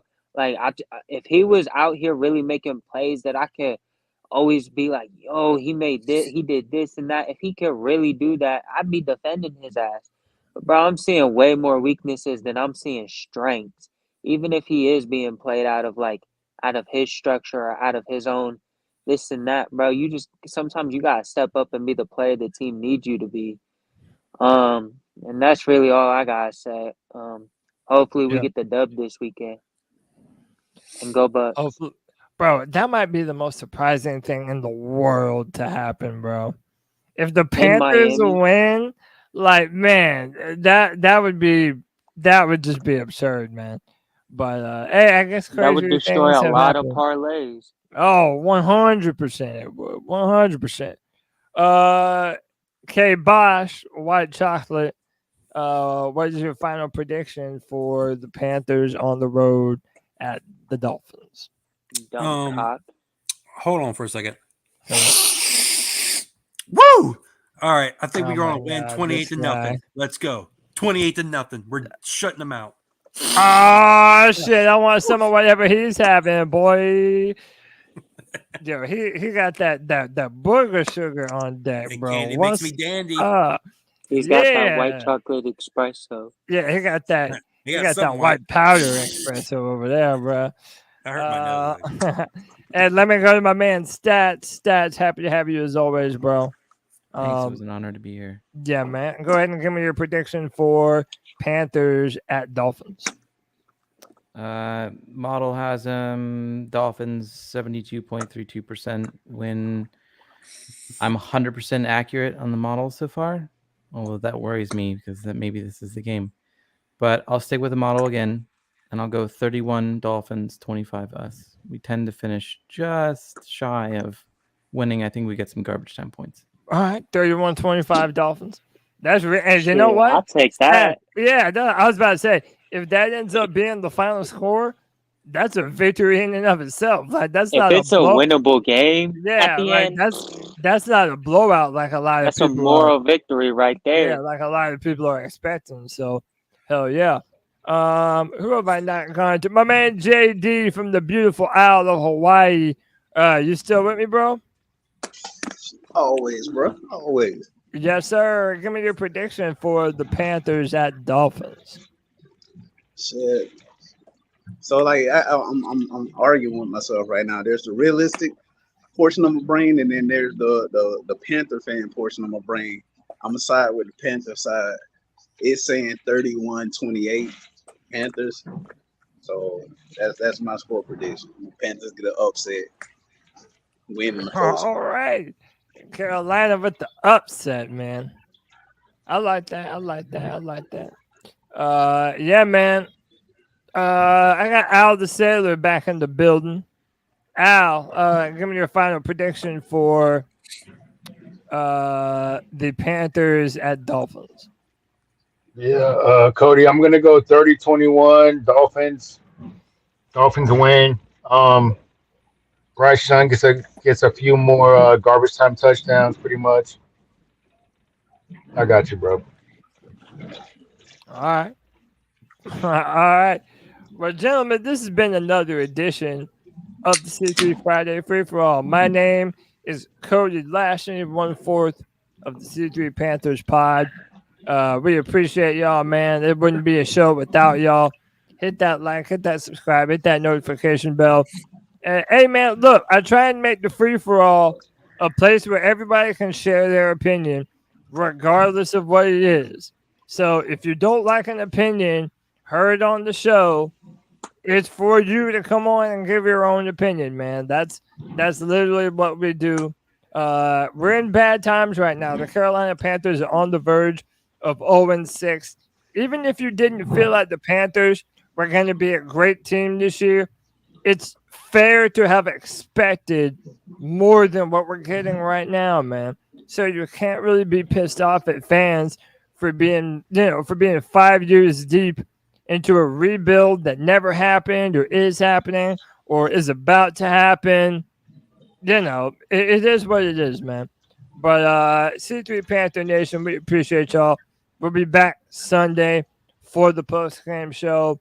Until then, everybody, you already know what we're about to do. Keep pounding. Yeah, shout out Cody.